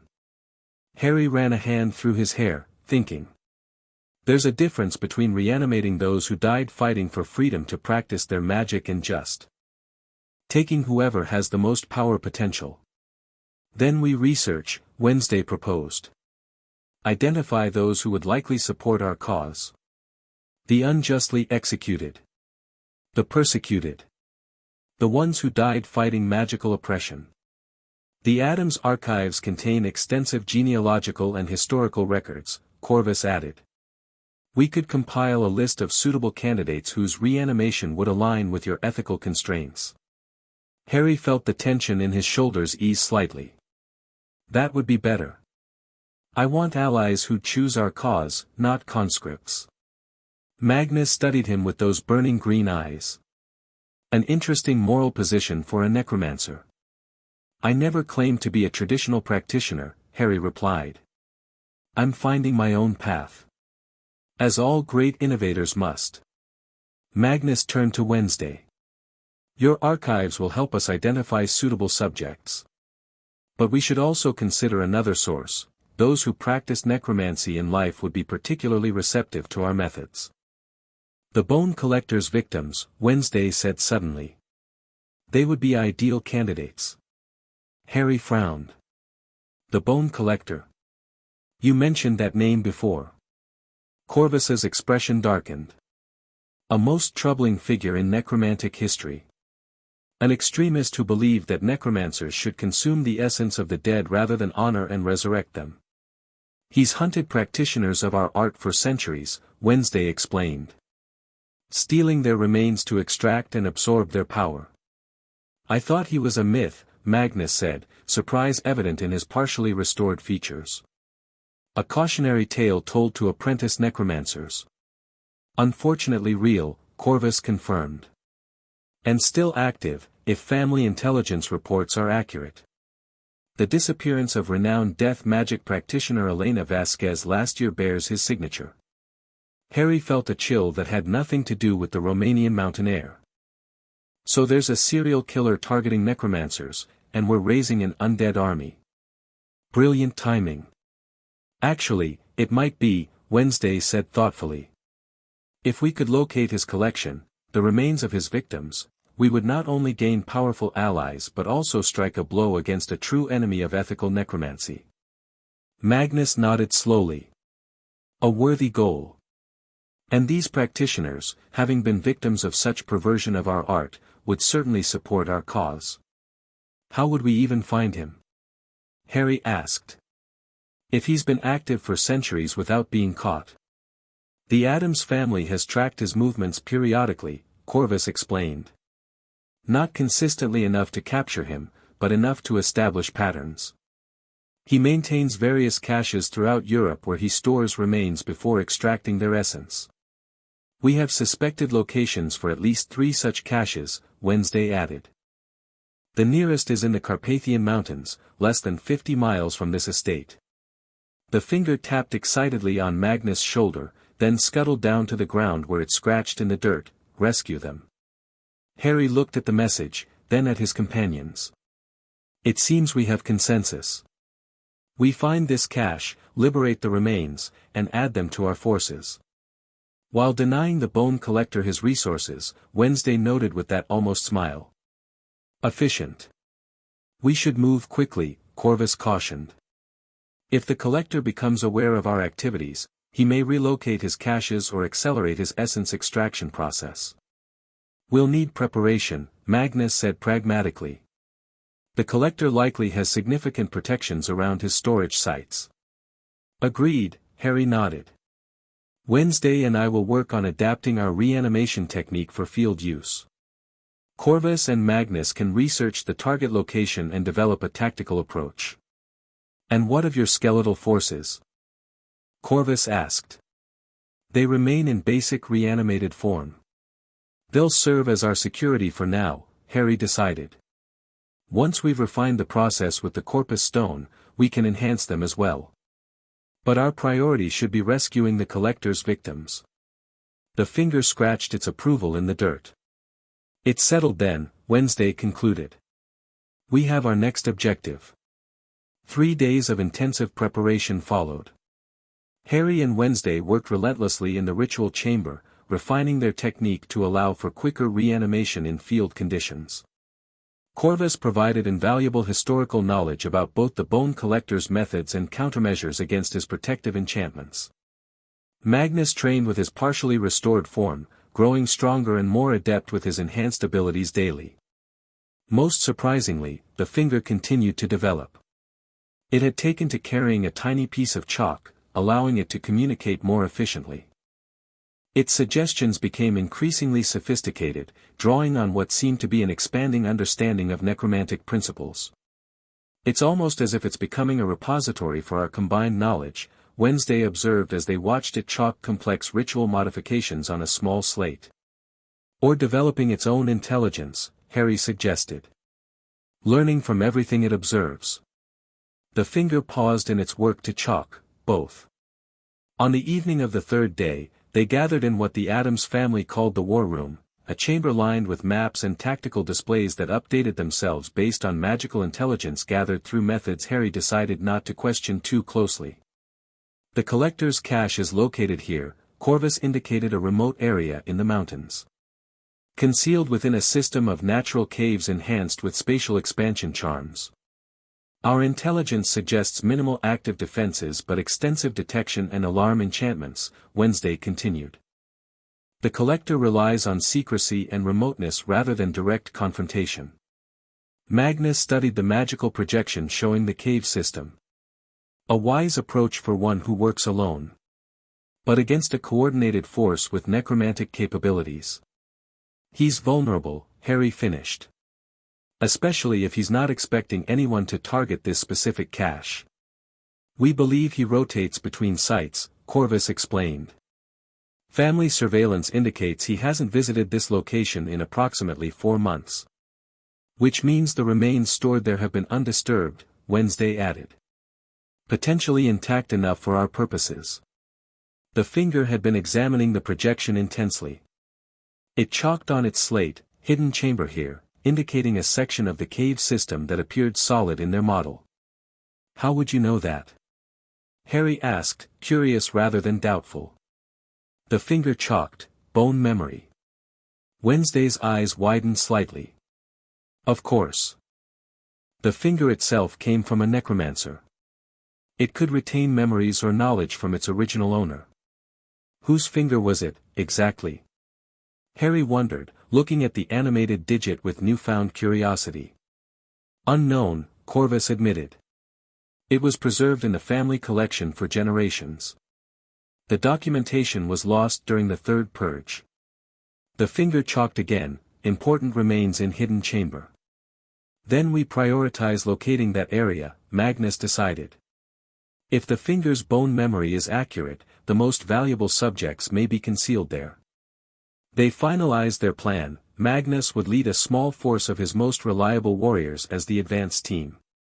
Harry, Wednesday, and Corvus would follow with the equipment necessary for field reanimation. The finger, naturally, insisted on accompanying the mission. What about the rest of your family? Harry asked Wednesday as they prepared their equipment. Will they join us? Mother and father are managing the political fallout from the Makusa incident, she explained, carefully packing specialized tools. Uncle Fester is acquiring additional resources in Budapest. Pugsley is securing our North American properties. They're supporting us from a distance, Harry realized. The Addams family learned centuries ago that dispersing our resources protects the whole. She paused, looking up at him. But they approve of our work. Mother specifically mentioned her pride in my finding such a compatible partner in the necromantic arts. Harry felt an unexpected warmth at that. Compatible is one way to put it. Wednesday's almost smile appeared. The Adams have always valued magical compatibility above more conventional considerations. Our combined techniques have created something genuinely revolutionary. The finger, which had been helping sort components, paused to chalk, perfect match. Harry laughed. Our chaperone approves too, apparently. It has shown remarkable emotional development, Wednesday agreed, watching as the finger returned to its self-appointed sorting task.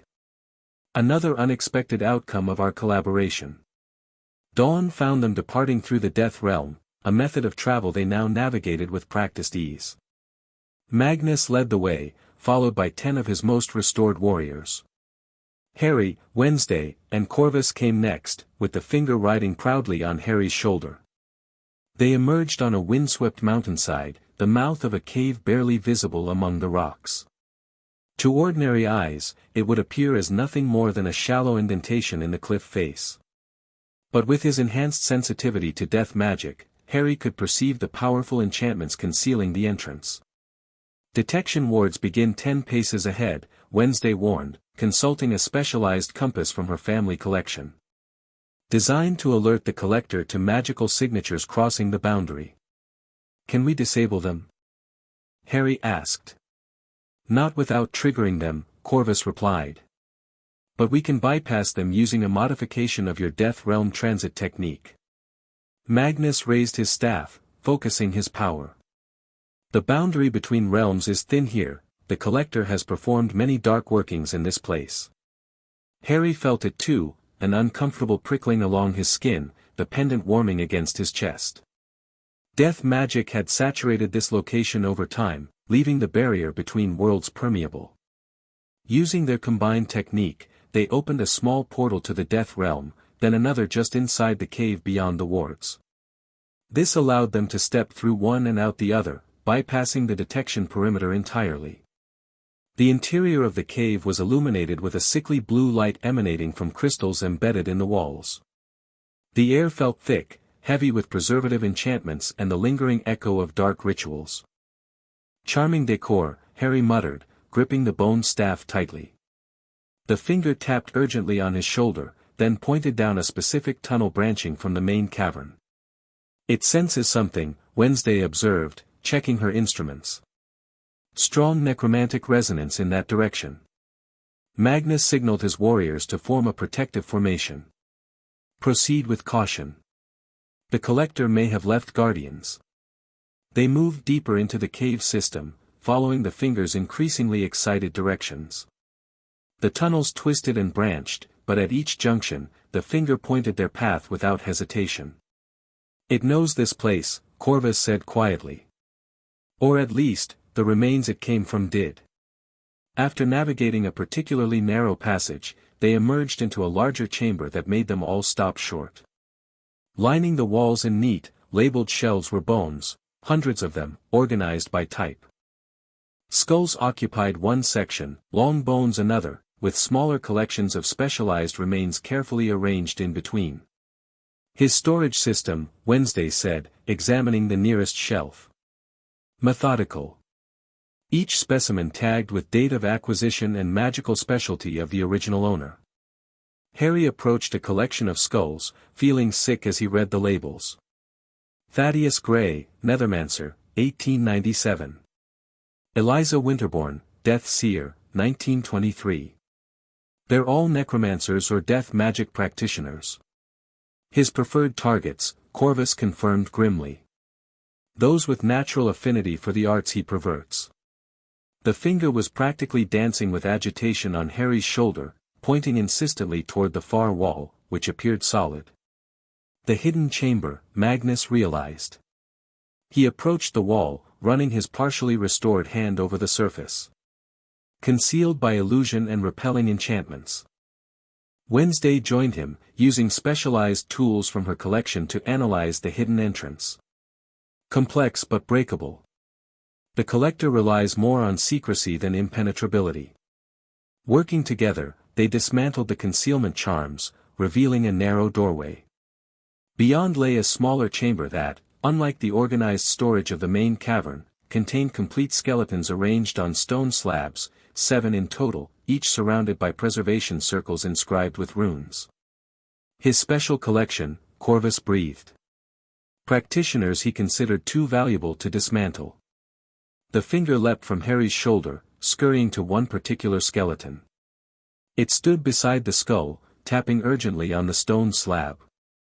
Harry approached, reading the inscription carved into the slab, Septima Blackwood, Grand Necromancer of the Eastern Covenant, 1723. Blackwood, Magnus said sharply. A contemporary of mine. One of the most gifted necromancers of her age.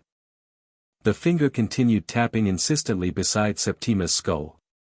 Harry looked more closely and noticed something obvious: the skeleton was missing the index finger of its right hand. It's her, he realized. The finger. It belonged to Septima Blackwood. The finger stood tall, as if proud of the discovery. That explains its advanced understanding of necromantic principles, Wednesday said, examining the skeleton. Septima Blackwood wrote 3 definitive texts on reanimation theory before her disappearance. Not disappearance. Capture, Corvus corrected grimly. The collector must have taken her at the height of her power. The finger was now tracing patterns on the slab, ritual symbols similar to those they had used in their own reanimations. It wants us to restore her first, Harry interpreted. A logical priority, Magnus agreed. If her knowledge transfers through reanimation as effectively as it has through her preserved finger, she would be an invaluable ally. They quickly prepared a modified version of their reanimation ritual, adapted for field conditions. Using the corpus stone had taught them efficiencies they could apply even without the artifact physically present. Harry and Wednesday positioned themselves at either end of Septima's slab, with Magnus adding his power to strengthen the working. The finger placed itself on Septima's skull as they began the incantation. Harry felt the now familiar connection form between his magic and Wednesday's, the green and blue energies intertwining before flowing into the skeleton. The pendant pulsed against his chest, resonating with something in the bones, a lingering echo of the powerful necromancer's original magic. As they channeled power into the remains, Harry noticed something different from their previous reanimations. The finger was actively directing the flow, guiding their combined energy with surprising precision. The green and blue light swirled around Septima's skeleton, concentrating in specific points before spreading through the entire form. With a final surge of power, they completed the ritual. The skeleton shuddered, then slowly sat up. Like Magnus, partial restoration occurred immediately, sinew and muscle forming over bone, concentrating around the face and hands. The empty eye sockets filled with light, not green like Magnus but a deep purple that swirled like mist. The finger immediately scuttled up to Septima's partially restored hand, reattaching itself to the spot where it had been separated. The connection was seamless, the finger flexing in perfect coordination with the rest of the hand. Septima Blackwood examined her restored form with clinical interest, flexing her newly complete right hand.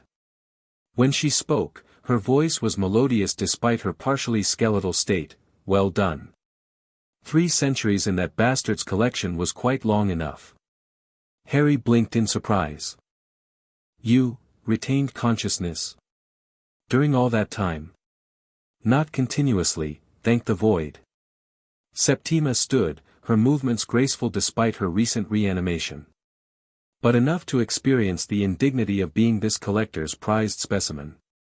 Enough to feel my finger's separation and subsequent animation. She turned to Wednesday, studying her with interest. Adam's techniques, but modified. Interesting approach. And you, she focused on Harry, wizard training but with natural necromantic affinity. Most unusual.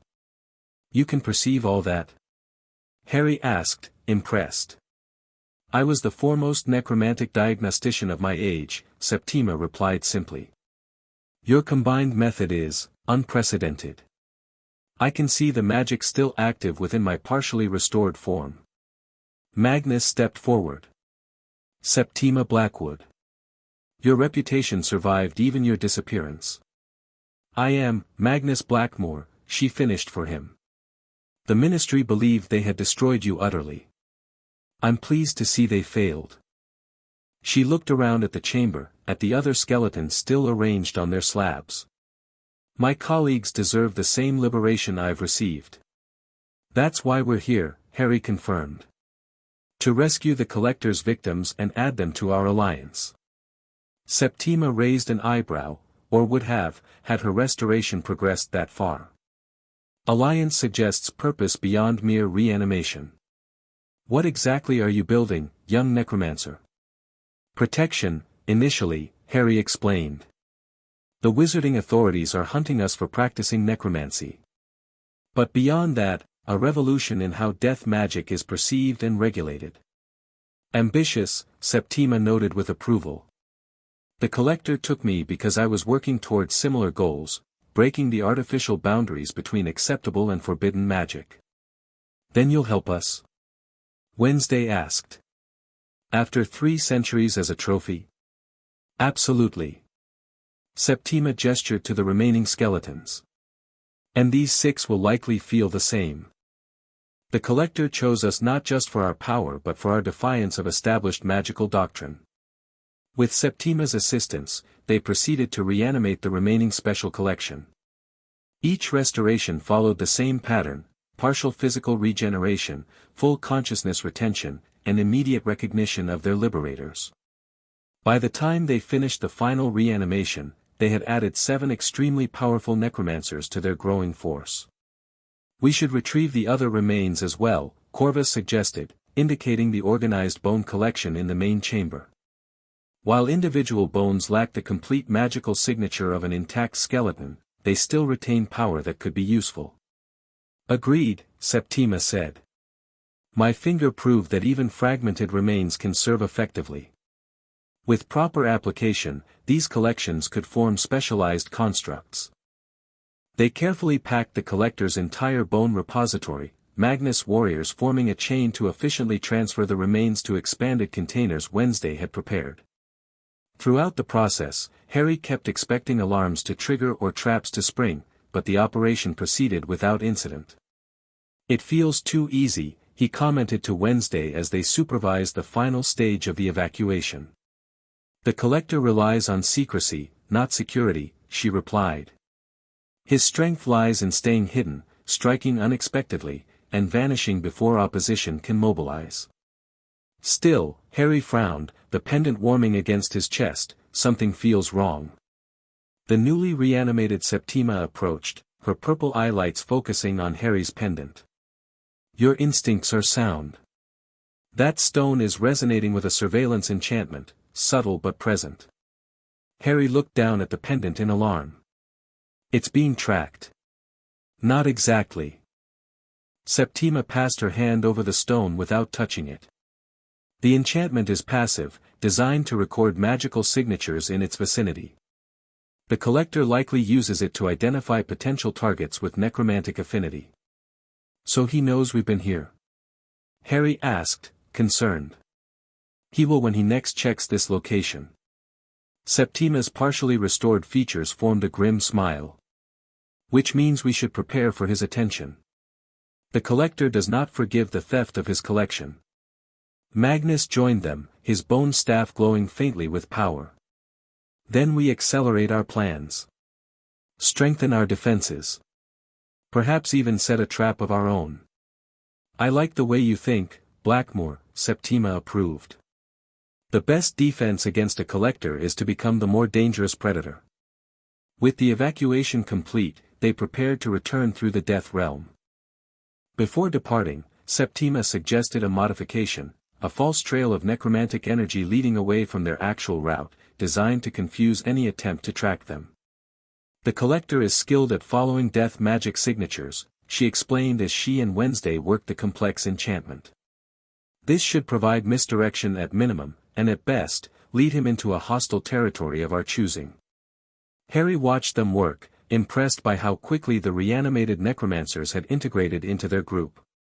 What had begun as his personal quest for forbidden knowledge had evolved into something far larger, a coalition of powerful practitioners united against both governmental oppression and the perversion of their art represented by the Collector.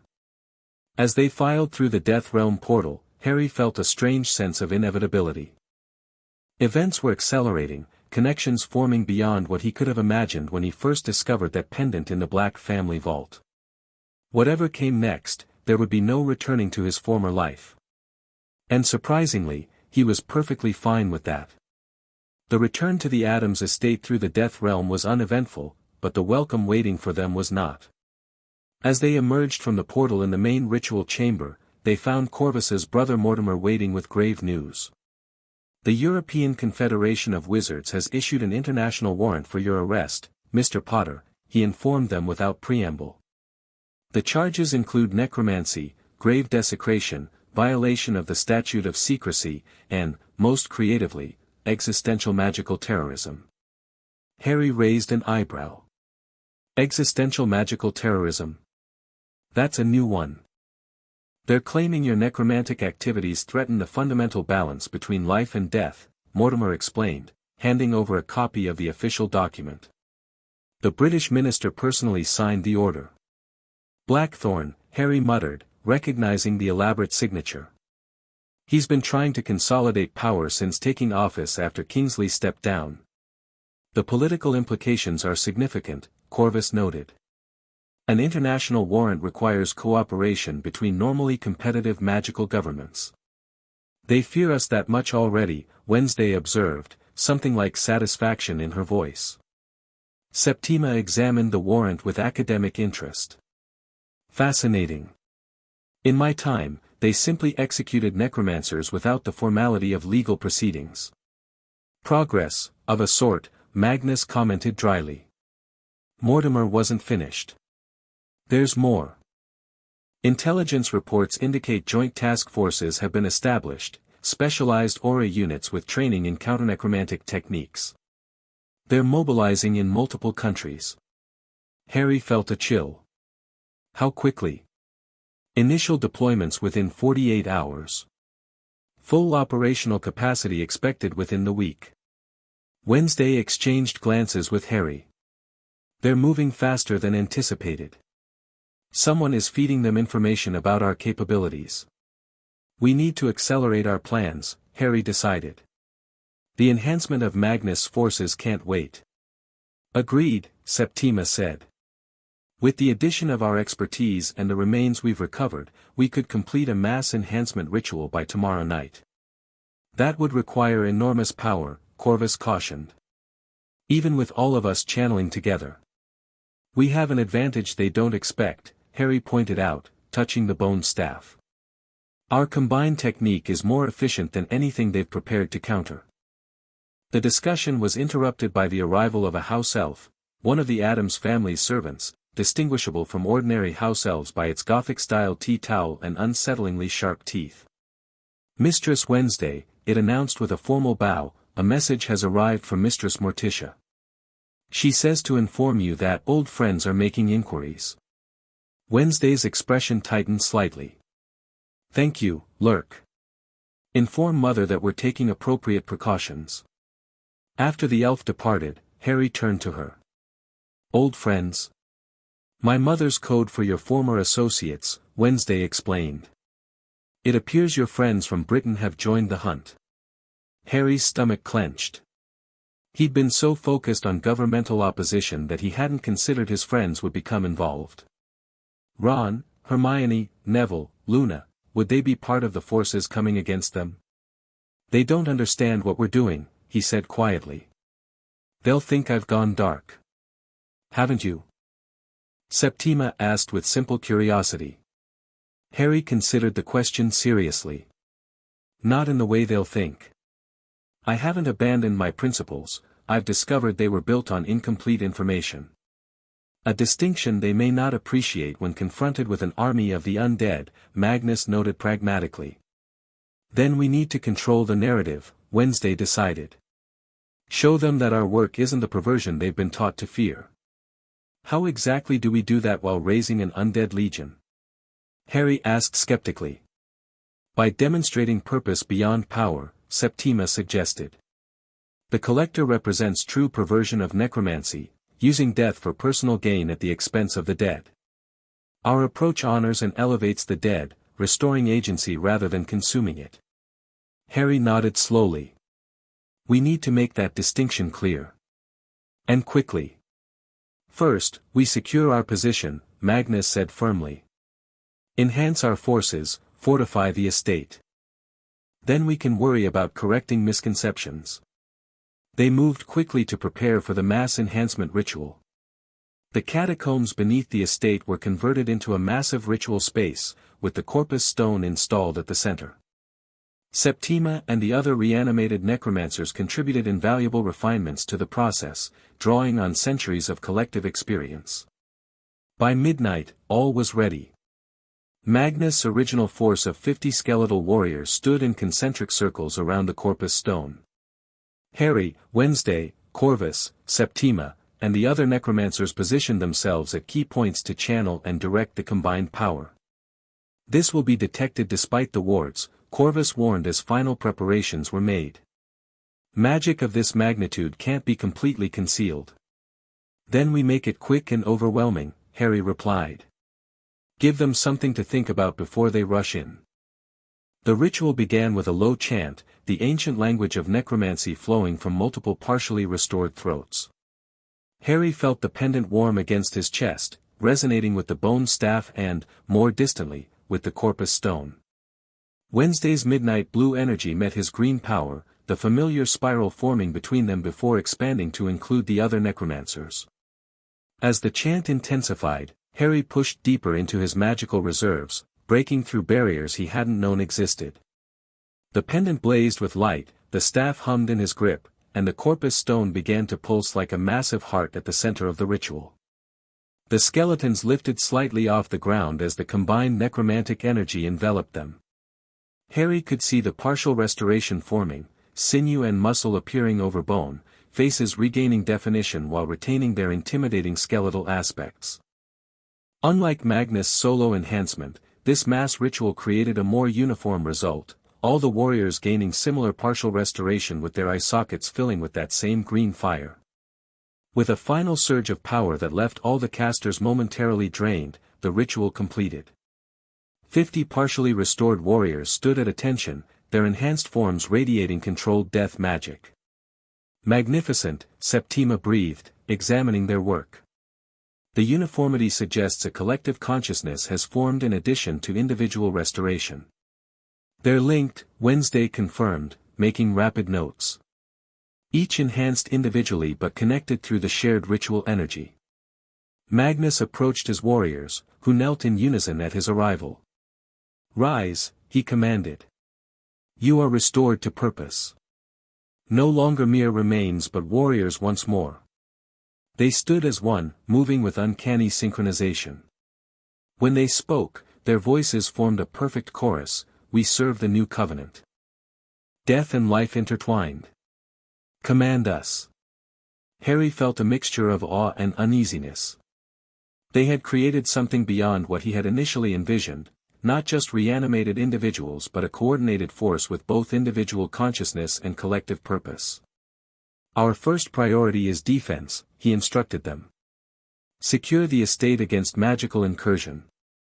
Establish perimeter monitoring at 1-mile intervals. The enhanced warriors acknowledged the orders and moved with efficient precision to execute them. Within minutes, they had deployed throughout the estate grounds, establishing a defensive network that would alert them to any approach. Impressive coordination, Corvus observed. The enhanced restoration appears to have preserved not just consciousness but tactical training. Most of them were warrior necromancers in life, Magnus explained. Their combat knowledge remains intact, now enhanced by their partial transcendence of death's limitations. As the defensive preparations continued, Harry pulled Wednesday aside. We need a contingency. If they bring overwhelming force, the Death Realm Transit Network, she replied immediately. I've been mapping connection points throughout Europe. We could evacuate to any of a dozen secure locations if necessary. Good. But we also need a way to communicate our actual purpose. Harry ran a hand through his hair, thinking rapidly. Something that makes it clear we're not the monsters they think we are. A demonstration of our ethics, Wednesday suggested. Perhaps against a genuine threat, like the Collector. Before they could develop this thought further, one of the enhanced warriors returned with urgent news: magical detection wards had been triggered at the outer perimeter. They found us sooner than expected, Septima noted. Someone must have provided them with our precise location. Or they're better at tracking necromantic energy signatures than we anticipated, Corvus countered. Either way, we have perhaps an hour before they're within striking distance. Harry made a quick decision. We hold position. Show strength rather than retreat. If they see we could escape but choose to stand our ground, it might create an opening for dialogue. And if dialogue fails? Magnus asked practically. Then we demonstrate exactly why pursuing us further would be unwise. Harry's expression hardened slightly. I didn't want a war, but I won't let them destroy what we've built out of fear and ignorance. As their forces mobilized for potential confrontation, Harry found a moment alone with Wednesday in the upper observatory tower. The expanded view showed tiny lights moving in the distant forest, the approaching task force. Second thoughts? Wednesday asked, joining him at the window. Harry shook his head. Not about our work. But I never wanted to fight the people I once considered family. Family should accept evolution, she replied. The Adamses have always embraced change, particularly when it involves expanding one's relationship with death. Not everyone has your family's perspective, Harry smiled faintly. Their loss. Wednesday moved closer, her presence surprisingly comforting despite her perpetually calm exterior. Whatever comes, our work has already succeeded beyond what either of us could have accomplished alone. True. Harry turned to face her. Whatever happens with this confrontation, I want you to know I don't regret following that pendant to your door. Wednesday's almost smile appeared, warmer than he'd seen before. Nor do I regret your trespassing in our graveyard. The moment was interrupted by Magnus' arrival. They've established anti-transportation wards at the perimeter. Standard Auror containment procedure. As expected, Harry acknowledged. Status of our forces? Fully deployed and ready. Septima has incorporated some of the recovered remains into specialized constructs, quite ingenious applications I hadn't considered. The perimeter wards won't affect our Death Realm transit capability, Wednesday noted. Our escape route remains viable if needed. Let's hope it doesn't come to that, Harry replied, turning back to the window. The approaching lights had multiplied. Identify who's leading them before we respond. If it's friends rather than ministry officials, our approach should differ.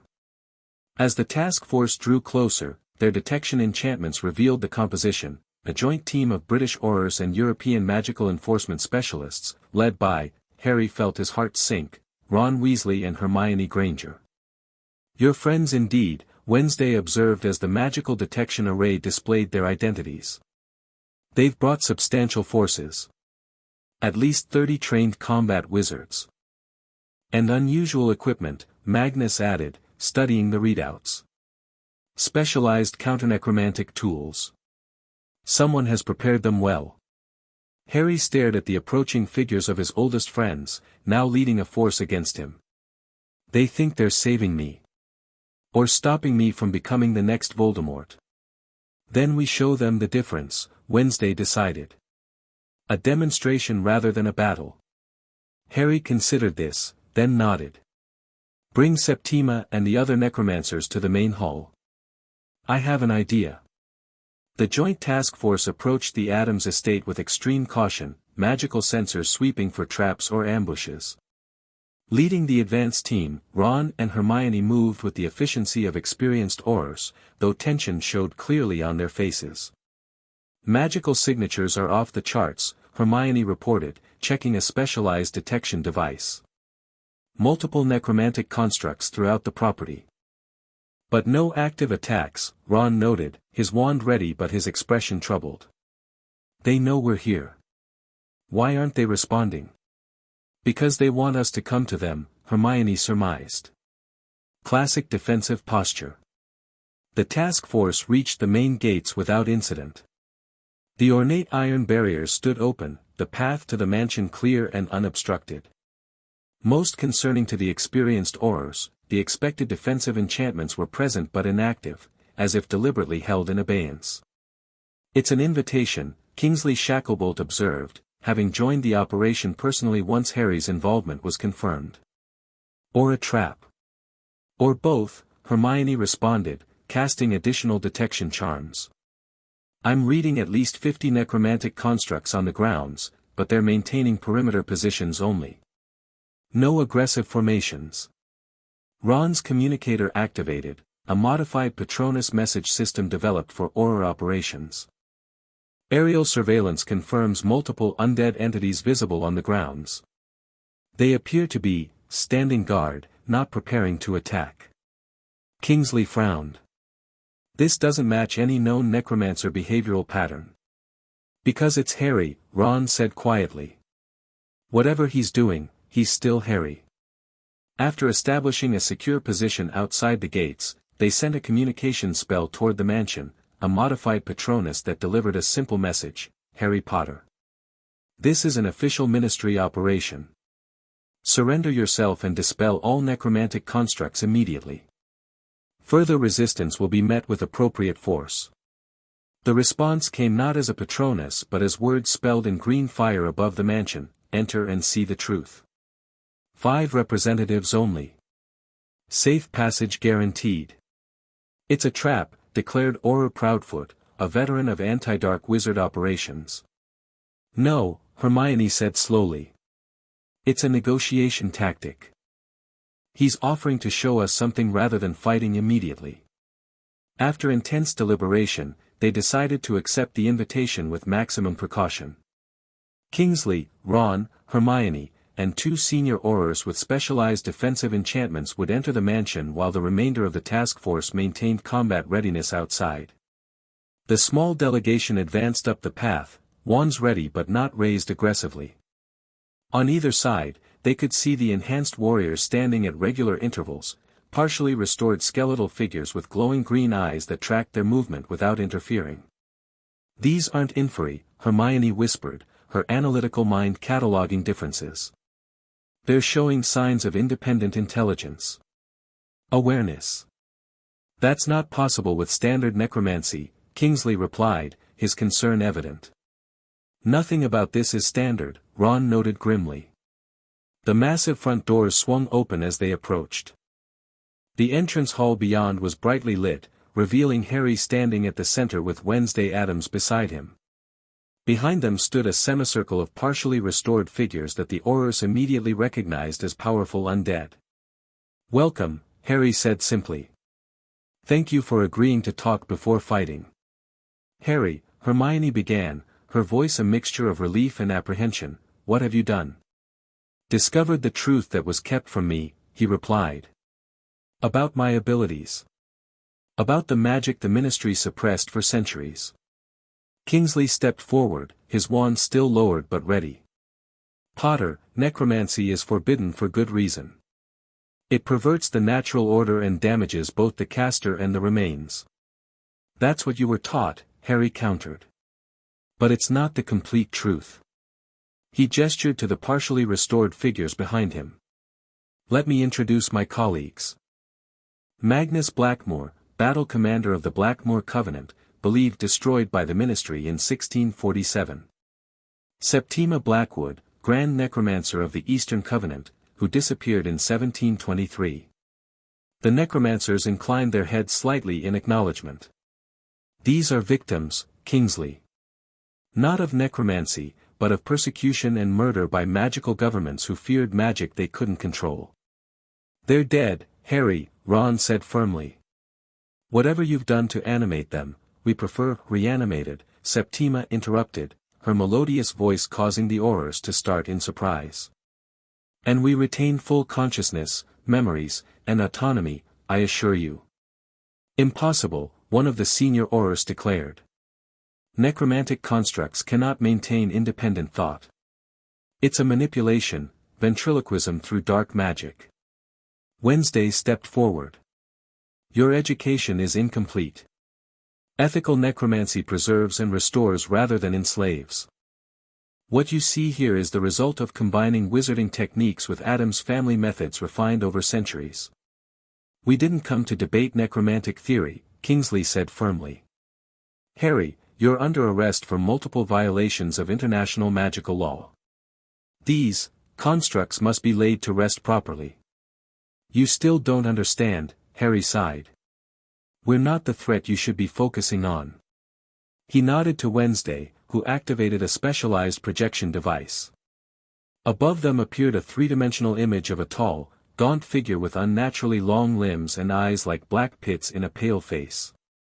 This is the Bone Collector, Harry explained. A true dark necromancer who has murdered practitioners of death magic for centuries, consuming their essence and collecting their remains as trophies. The projection changed to show the cave system they had raided. 3 days ago, we liberated these victims from one of his storage sites. Unlike us, he does pervert death, using it for personal power rather than restoration and knowledge. Hermione was listening intently, her analytical mind engaged despite her reservations. You're saying there's a difference between types of necromancy? Just as there's a difference between healing charms and blood curses, both involve manipulating the body, but with dramatically different ethics and outcomes, Wednesday confirmed. Even if that's true, Kingsley argued, you've still violated fundamental magical laws. Created an undead army. The international community cannot allow this to continue. We created protectors, not an army, Harry corrected. Defense against both the collector and those who would destroy our work without understanding it. Magnus stepped forward, his partially restored face intimidating but his manner controlled. Your ministry executed me and my covenant for pursuing knowledge they feared. Centuries later, you continue the same pattern of suppression through ignorance. You're asking us to ignore centuries of magical law based on your word, one of the senior Aurors scoffed. I'm asking you to see with your own eyes, Harry replied. These are not mindless infery. They're restored practitioners with consciousness and choice. They stand with us willingly. Ron had been watching silently, his tactical mind assessing the situation. If you didn't want to fight, why create a force this size? Why the enhanced defensive capabilities? Because we knew how the ministry would respond, Harry answered honestly. Because the collector is still out there. Because some knowledge needs protection until the world is ready to understand it. A tense silence followed this exchange. The Aurors remained skeptical but hadn't moved to attack, while Harry and his necromantic allies maintained their non-aggressive stance. Finally, Hermione spoke.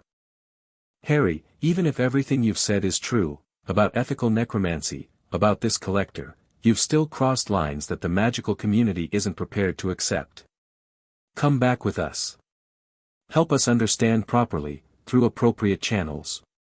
Harry smiled sadly. You know that's not possible, Hermione. The moment I surrender, all of this work would be destroyed. These restored beings would be laid to rest, effectively killed again without their consent. Then what's your proposal? Kingsley asked, pragmatic despite his evident disapproval. The international community will not simply ignore what's happening here. A demonstration, Harry offered. Help us capture the Bone Collector. See for yourselves the difference between perverted necromancy and what we're developing. Then make your judgment based on complete information rather than centuries of biased education. The Aurors exchanged troubled glances. This was far outside standard protocol. That's not how this works, Potter, the senior Auror argued. We can't just, actually, we could, Hermione interrupted, her mind working rapidly. Under Section 7 of the International Magical Cooperation Treaty, joint operations against greater threats can supersede standard enforcement actions. You can't seriously be considering this, the other Auror protested. I'm considering all options before rushing into what could be a catastrophic confrontation, Hermione replied sharply. If Harry's right about this collector, he represents a greater immediate threat than a defensive necromantic research operation. Ron's tactical mind was already assessing possibilities. A limited joint operation would give us more information while containing the situation. If Potter's claims prove false, we'd be in a better position to act. Kingsley considered the proposal with the gravity of his years as minister. This is highly irregular. But then, everything about this situation is unprecedented. As is our magic, Wednesday noted.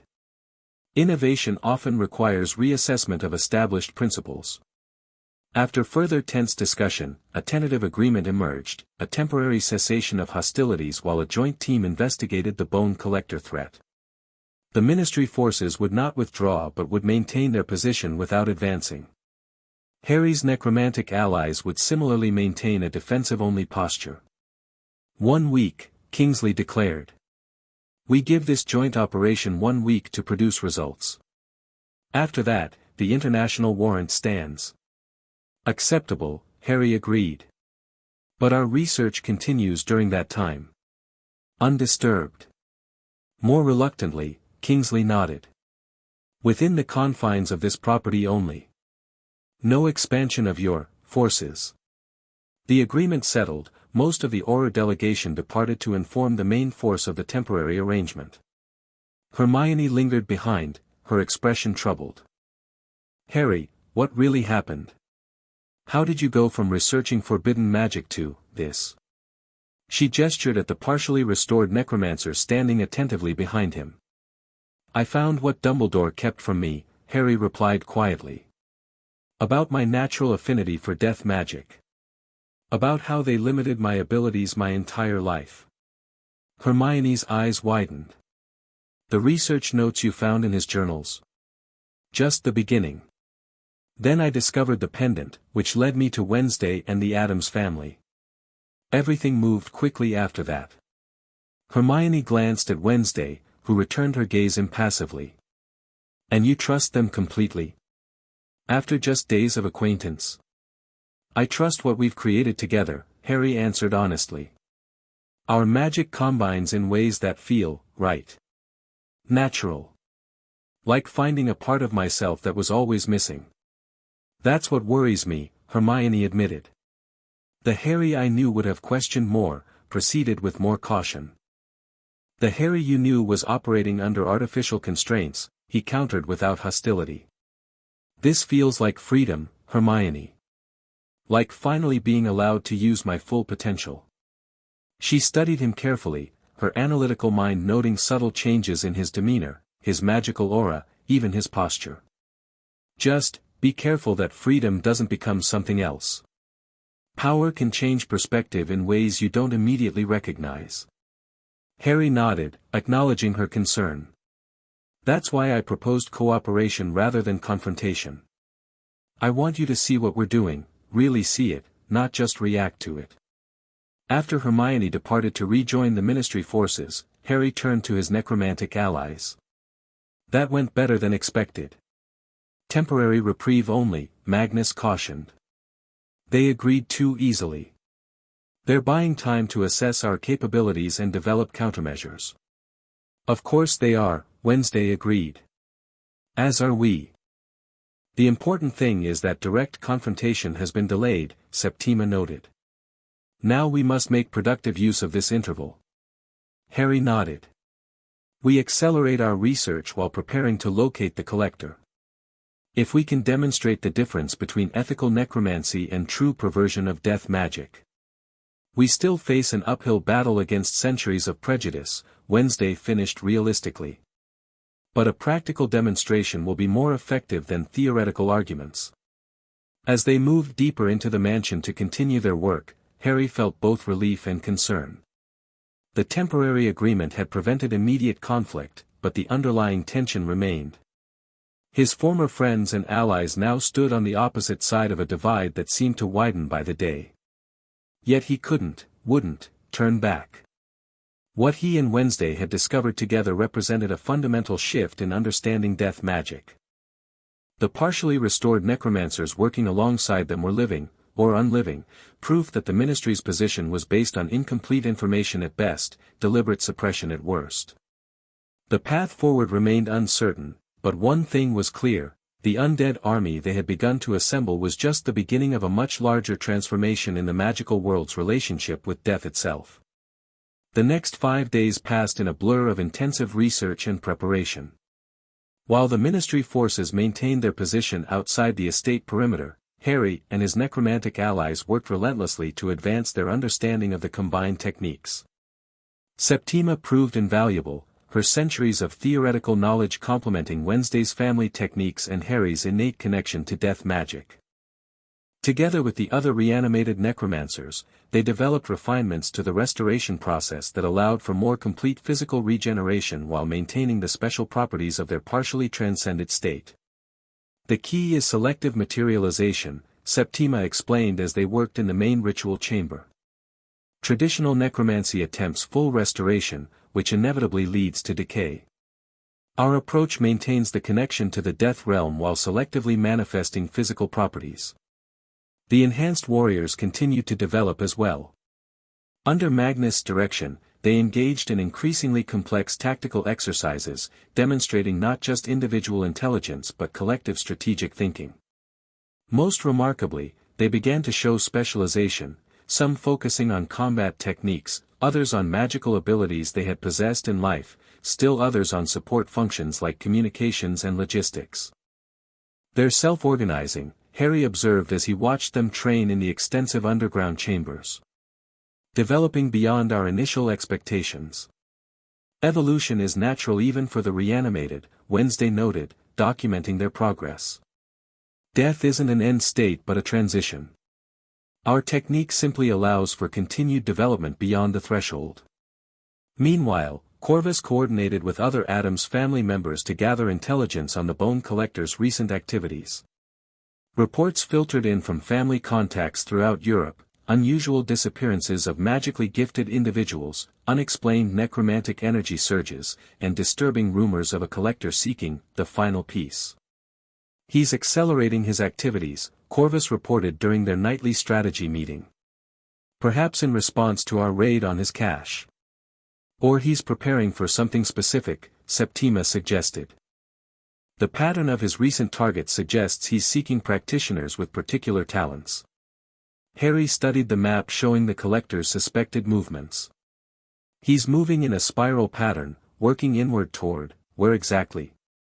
The convergence point appears to be here, Wednesday identified, marking a location in the Carpathian Mountains not far from their current position. An ancient magical nexus associated with death magic. The Moroi threshold, Magnus recognized.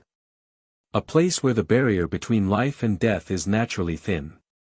Necromancers have used it for significant workings for millennia. If he's planning a major ritual at such a site. Harry began. It would represent an unprecedented threat, Septima finished grimly. The threshold amplifies death magic exponentially. With the power he's accumulated from his victims, he could potentially open a permanent breach between realms. This discovery accelerated their timeline. If the collector was indeed planning a major working at the threshold, they needed to move against him before he completed his preparations. Harry took this information to their ministry liaison, Hermione, who had remained on site as the task force's primary researcher. We've located the collector's likely target, he explained, showing her the compiled intelligence. If we're right about his intentions, this goes beyond our jurisdictional dispute. It's a threat to the magical and non-magical worlds alike. Hermione examined the evidence with her characteristic thoroughness. Though still deeply uncomfortable with the necromantic allies surrounding her, she couldn't dismiss the pattern emerging from the data. I'll take this to Kingsley, she decided. But Harry, you need to understand something. They're still planning contingencies against you. This temporary cooperation doesn't change the fundamental position of the magical governments. I know, Harry acknowledged. But maybe working together against a genuine threat will help them see the distinctions I've been talking about. Hermione's expression remained doubtful. Be careful what you're counting on. Some minds won't change regardless of evidence. While Hermione took their findings to the Ministry forces, Harry and Wednesday made final preparations for a potential confrontation with the Collector. Their enhanced understanding of combined necromantic techniques had yielded several specialized applications they believed would be effective against him. His power comes from consumption of death essence, Wednesday explained as they developed countermeasures. Our technique focuses on preservation and enhancement. Fundamentally opposing approaches. Which gives us a theoretical advantage, Harry noted. His methods can't easily counter what he doesn't understand. The most promising development came from an unexpected source, the finger, which had rejoined Septima upon her reanimation. Having been part of the collector's trophy collection for centuries, it retained unique insights into his methods and weaknesses. He draws power through a specialized focus, Septima explained, the finger tapping confirmatory patterns on her partially restored hand. A construct of bone taken from his first victims, continually expanded over centuries. It channels and stores the essence he extracts. A weakness we can exploit, Magnus recognized. If we can disrupt his connection to this focus during a major working, the backlash would be catastrophic, for him, Wednesday finished, her almost smile appearing. Elegant solution. By the 6th day of their temporary truce, a joint operation had been planned. Ministry forces would establish a containment perimeter around the threshold, while Harry's necromantic specialists would confront the collector directly, their unique nature making them resistant to his death-based attacks. The enhanced warriors would provide security and tactical support under Magnus' command, while Harry, Wednesday, Septima, and Corvus would lead the direct assault. Most controversially, Kingsley had agreed to allow a small contingent of Aurors including Ron and Hermione to accompany the necromantic strike team as observers and secondary support. "I still think this is mental," Ron commented during the final briefing in the Adams Estate's war room. "Working alongside them." He gestured uncomfortably at the partially restored necromancers. "Consider it a learning experience, Auror Weasley," Septima replied smoothly. Few living wizards have had the opportunity to observe ethical necromancy in action. "There's nothing ethical about," Ron began hotly. "About restoring consciousness, autonomy, and purpose to those unjustly executed for their magical practices?" Wednesday interrupted. "Interesting moral position." Harry stepped in before the argument could escalate. "We all have reservations about this arrangement. But the collector represents a threat to everyone. We can debate ethics after he's neutralized." The final preparations moved forward despite the underlying tension. Equipment was checked, communications systems tested, and battle plans rehearsed. The enhanced warriors were organized into specialized units, each assigned specific functions in the coming confrontation. On the evening before the planned operation, Harry found himself alone in the observatory tower again, watching the lights of the ministry encampment beyond the estate boundaries. The pendant pulsed gently against his chest, its warmth now a familiar comfort rather than the strange intrusion it had initially seemed. "Trouble sleeping?" Wednesday's voice came from the doorway behind him. "Just thinking," Harry replied, not turning from the window. "About how quickly everything has changed. About what happens after tomorrow, regardless of the outcome."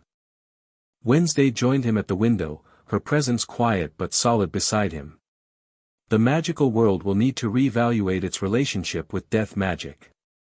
The evidence we've presented is too compelling to dismiss entirely. Unless they decide we're too dangerous to allow continued existence," Harry pointed out. "The history of necromancy isn't encouraging when it comes to official tolerance. The Addams family has survived centuries of persecution by being more frightening than those who would threaten us," Wednesday noted with practical simplicity. "Your contribution has made us more formidable than ever." Harry smiled slightly. "Is that a compliment?" "An observation." But her tone had softened slightly. "Our magical compatibility has proven, unexpectedly significant.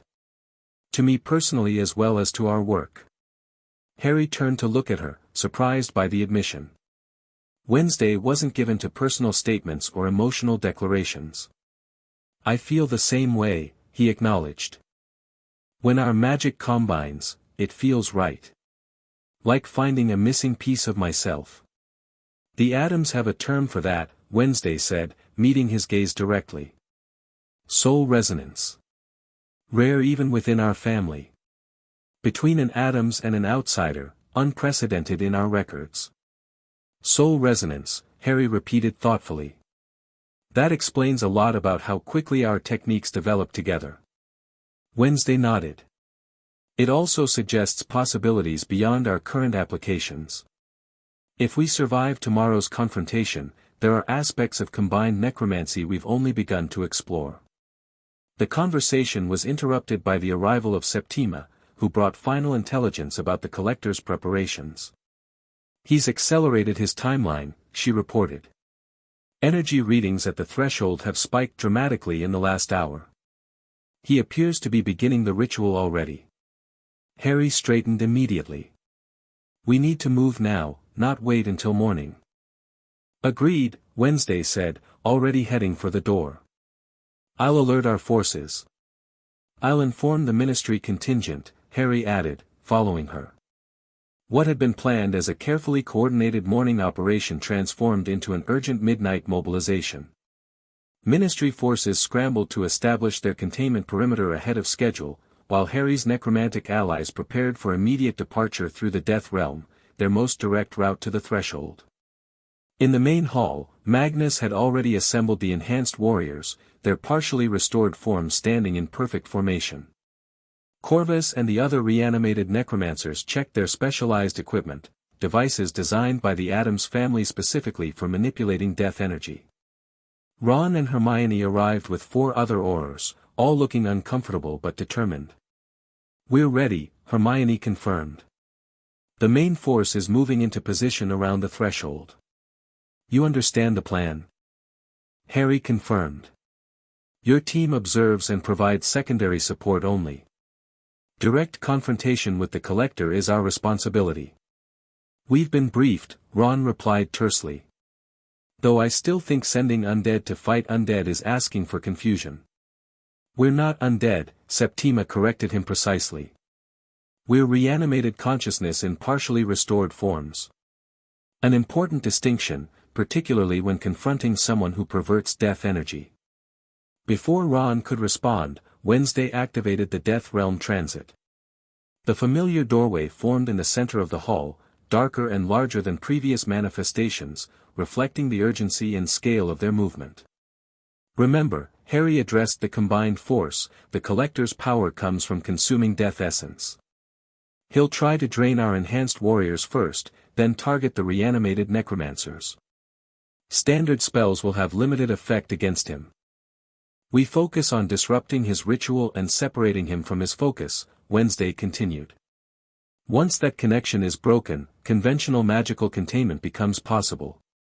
With final preparations complete, they moved through the portal into the Death Realm. The Ministry Aurors followed with visible trepidation, their discomfort at traveling through Death's domain evident in their rigid postures and tight grips on their wands. The passage through the Death Realm was faster than previous transits, the urgency of their mission seeming to accelerate the journey. They emerged on a windswept mountainside below a looming peak. Even from this distance, they could see unnatural energy swirling around the summit, sickly purple light shot through with black tendrils that reached toward the night sky. The ritual has begun, Septima confirmed grimly. He's opening the initial connection to the deep Death Realms. We need to move quickly, Harry urged. Magnus, deploy your warriors as planned. Secure our approach and watch for guardians or traps. Magnus signaled, and the enhanced warriors moved out in perfect formation, their partially restored forms blending with the mountain shadows as they advanced. Harry led the main group up the winding path toward the summit, the bone staff glowing faintly in his grip. They encountered the first resistance halfway up the path, twisted constructs of bone and sinew that lunged from hidden crevices. Unlike their own enhanced warriors, these were crude creations, mindless guardians with only basic attack patterns. Collector's sentinels, Corvus identified as they engaged the creatures. Minimal consciousness, designed purely for defense. The enhanced warriors made short work of the guardians, their coordinated attacks dismantling the constructs efficiently. The Ministry Aurors watched with reluctant admiration as the necromantic force demonstrated tactical precision that belied stereotypes about mindless undead. As they approached the summit, the unnatural energy intensified. The air itself felt thick, charged with perverted death magic that made even breathing uncomfortable. At the peak, they could now see a tall, gaunt figure standing within a complex ritual circle, the Bone Collector himself, surrounded by floating remains that orbited him like macabre satellites. "There's his focus," Septima whispered, pointing to an elaborate construction of bones suspended above the ritual circle. "The repository of his stolen essence." Harry assessed the situation quickly. "We need to disrupt the ritual before he completes the connection to the deep realms." Wednesday, Septima, target the focus. Magnus, position your warriors to contain any backlash. Corvus, coordinate with the Aurors to establish a secondary containment field. And you? Wednesday asked, already preparing her specialized equipment. Harry gripped the staff firmly, the pendant burning hot against his chest. "I'll provide the distraction he can't ignore." Before they could implement this plan, the Collector's head snapped up, his black pit eyes fixing directly on their position. A smile spread across his too wide mouth, revealing teeth filed to points. "Potter," he said, his voice like stones grinding together. "I wondered when you would find me. Your necromantic signature has been most interesting to track." Harry stepped forward, positioning himself as the primary target. "You know who I am?" "Of course. Your hybrid techniques have been causing quite a stir in the deeper currents." The Collector's attention shifted to the reanimated necromancers. "And you've brought me such gifts." Septima Blackwood herself, restored to functionality. "Exquisite." Septima's purple eyelights flared with anger. "You kept me as a trophy for 3 centuries.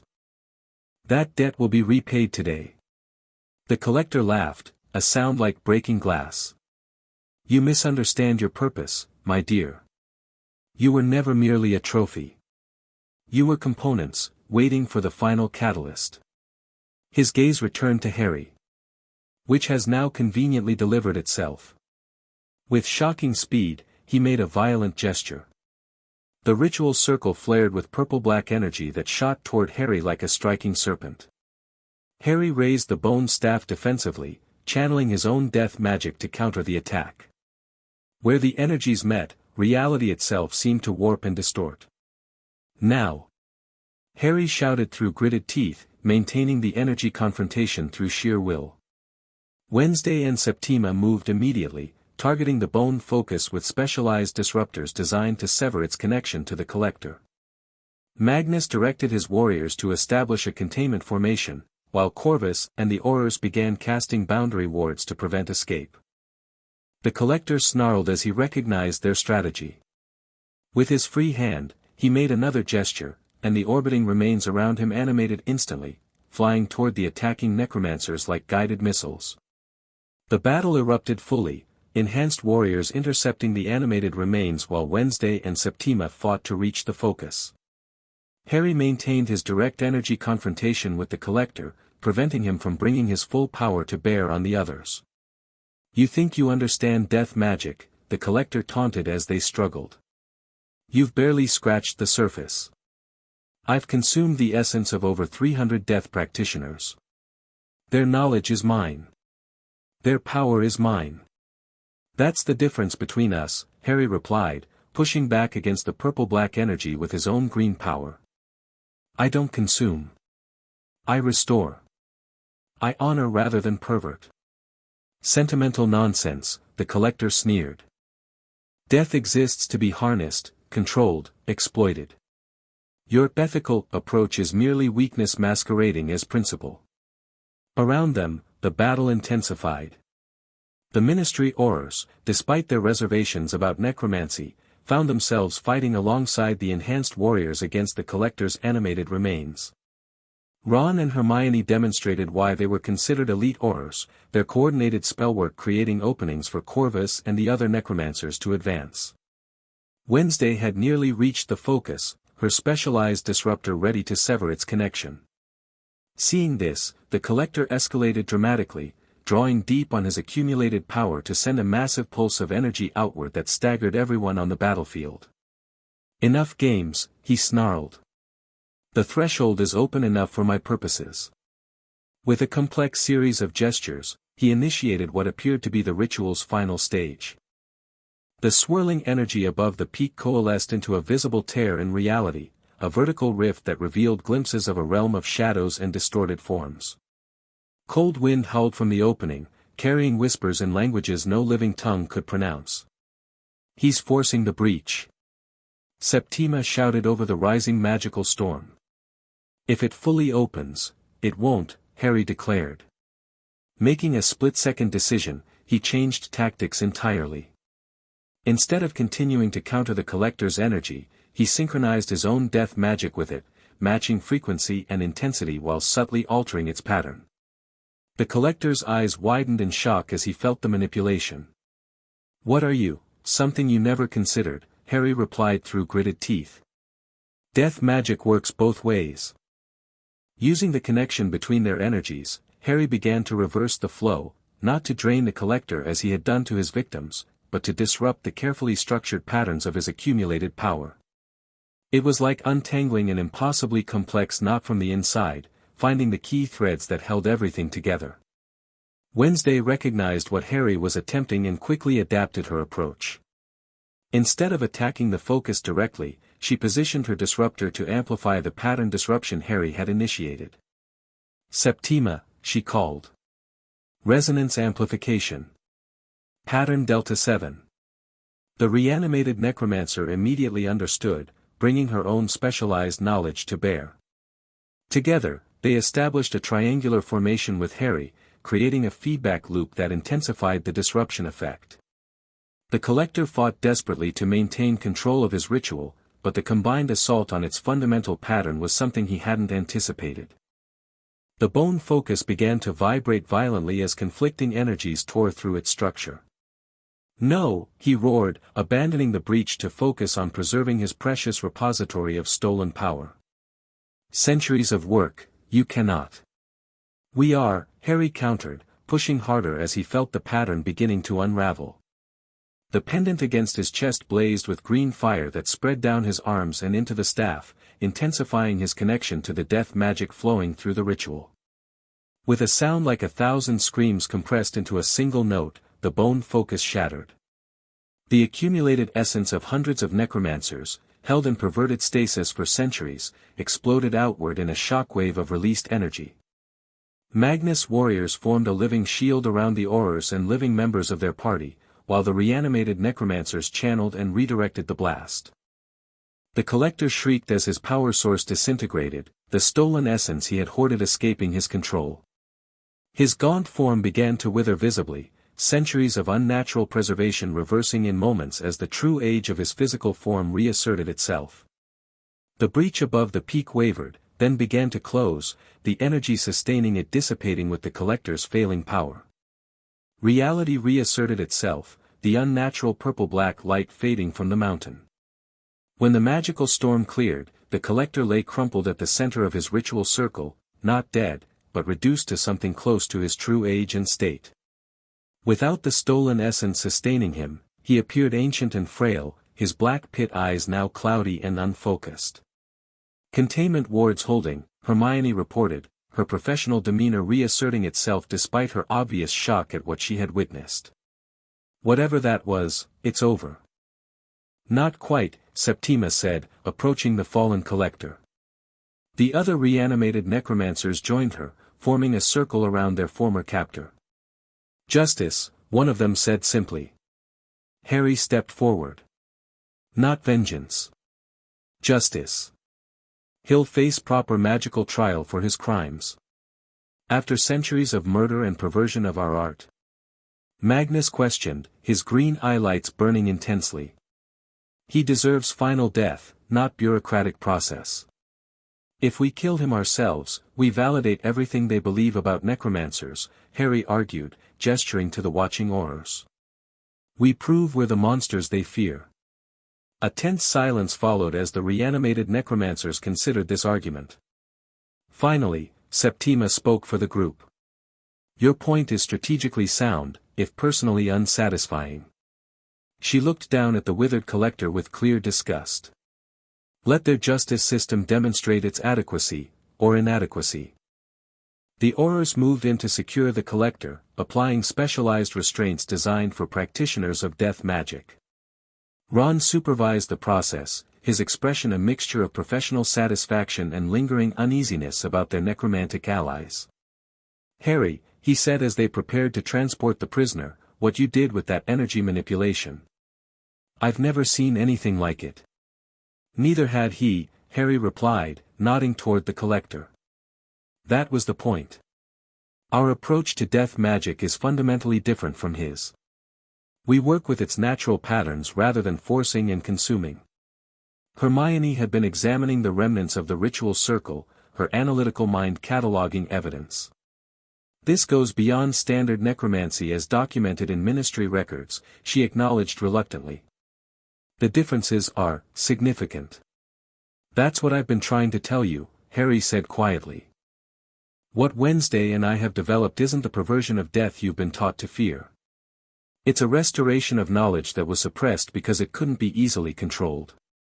As the ministry forces secured the site and prepared for extraction, Harry found himself standing with Wednesday at the edge of the summit, looking out over the moonlit mountains. Do you think this will change anything? He asked. Their fundamental perception of what we're doing. Some minds will shift. Others will entrench further in their prejudice, she replied pragmatically. But they've witnessed undeniable evidence of the distinction between perversion and restoration in death magic. That seed will grow in fertile minds, regardless of official policy. The enhanced warriors had begun gathering the scattered remains of the collector's victims, bones and fragments that had been part of his macabre collection. These would be properly identified and either laid to rest or, if the original practitioners consented, restored through their refined techniques. As dawn broke over the mountains, Harry looked at what they had assembled in just over a week, a force of reanimated necromancers with full consciousness and autonomy, enhanced warriors with coordinated intelligence, and a growing understanding of death magic that challenged centuries of established doctrine. Whatever happened next, the magical world's relationship with death had been permanently altered. We should return to the estate, Wednesday suggested as the ministry teams completed their work. This confrontation was just the beginning. The true challenge lies in what follows. Harry nodded, feeling both exhaustion and determination. The pendant had cooled against his chest, but it still pulsed with steady energy, a reminder of how much remained to be discovered about the magic that had brought him to Wednesday's door such a short time ago. Together, then, he said, extending his hand to her. Wednesday took it, her cool fingers entwining with his. Together, she agreed, that rare almost smile appearing briefly. Behind them, Magnus coordinated the enhanced warriors while Septima and the other reanimated necromancers prepared for transit back through the death realm. The ministry Aurors watched with a mixture of caution and new understanding as the necromantic force demonstrated their discipline and purpose. The path forward remained uncertain, the prejudices of centuries not easily overcome. But in the growing light of dawn, with their unlikely army arrayed behind them, Harry and Wednesday stood at the threshold of something new, a convergence of magic and philosophy that transcended the artificial boundaries between life and death itself. Chapter 3, Darkness Ascendant. 2 days after the Bone Collector's capture, Harry stood at the window in the Adams Estate's library, watching ministry forces still camped beyond their boundaries. Their numbers had actually increased, despite the successful joint operation. They're not leaving, he noted as Wednesday entered the room. So much for building trust through cooperation. Trust requires more than a single shared victory, she replied, setting down a stack of ancient tomes on the massive oak table. Especially when challenging centuries of dogma. The temporary alliance had yielded mixed results. On one hand, the magical authorities acknowledged that Harry's necromantic force had been instrumental in stopping a genuine threat. Minister Blackthorne himself had issued a carefully worded statement commending the extraordinary cooperation between ministry forces and unconventional allies. On the other hand, the international warrant remained in effect, merely suspended pending further investigation. Translation: they were still planning to shut everything down, just more carefully now. What's our status? Harry asked, turning from the window. Improving. The enhanced warriors have fully stabilized in their partially restored forms. No signs of degradation or independence issues. Wednesday opened one of the books to a marked page. Septima and the others have been analyzing the collector's ritual components. They've found some concerning elements. Harry joined her at the table. Concerning how? The ritual wasn't designed merely to open a temporary breach to the Death Realms. It was attempting to trigger something called the Mortem Convergence. Never heard of it. Few have. It's referenced in only the oldest texts. Wednesday indicated a passage written in a language Harry didn't recognize. The convergence is a theoretical alignment of death magic that occurs once every 7 centuries. During this period, the boundaries between life, death, and the spaces between become uniquely permeable. And the last one was approximately 700 years ago. Records from that period describe a great thinning that allowed unprecedented necromantic workings. She turned to another marked page. Including the creation of the 7 stones of Corpus, the artifacts we've been using in our restoration rituals. Harry frowned. So the collector timed his ritual to coincide with this convergence? It appears so. And according to these calculations, the alignment begins in 4 days. The implications were significant. If a necromantic event of historical proportions was approaching, magical authorities worldwide would be on high alert. Their tolerance for Harry and Wednesday's experiments would vanish entirely. Does the ministry know about this? Harry asked. Unknown. The convergence isn't documented in standard magical texts. The knowledge was suppressed during the Third Purge. Wednesday closed the book. But they'll detect the energy fluctuations as the alignment approaches, even if they don't understand the cause. Their conversation was interrupted by Magnus entering the library, his partially restored face set in serious lines. "We have a visitor," he announced. "At the main gate. Alone." Harry raised an eyebrow. "Ministry?" "No. She claims to be Luna Lovegood. Says you'll want to speak with her." Harry and Wednesday exchanged glances. Luna had been notably absent from the ministry forces during the confrontation at the threshold. Bring her to the reception hall, Harry decided. But maintain security protocols. Luna waited in the grand reception hall, seemingly unperturbed by the enhanced warriors standing guard at each entrance. If anything, she was studying them with her characteristic dreamy curiosity. "Their auras are fascinating," she commented as Harry and Wednesday entered. "Layered in ways I've never seen. Like echoes within echoes." "Luna," Harry greeted her with genuine warmth. Despite everything, Luna had always marched to her own understanding of the world. "I'm surprised they let you through." "Oh, I didn't come through their lines," she replied airily. "I took the old fairy path that circles behind the eastern ridge. The ministry doesn't know about those." Wednesday raised an eyebrow slightly, the closest she came to expressing surprise. "The unseen roads. Few can perceive them, let alone traverse them safely." Luna smiled. "My mother studied them. Before her accident." She refocused on Harry. "You're in trouble, you know. More than you realize." "I'm aware the ministry still wants to shut us down," Harry replied. "Despite our help with the collector."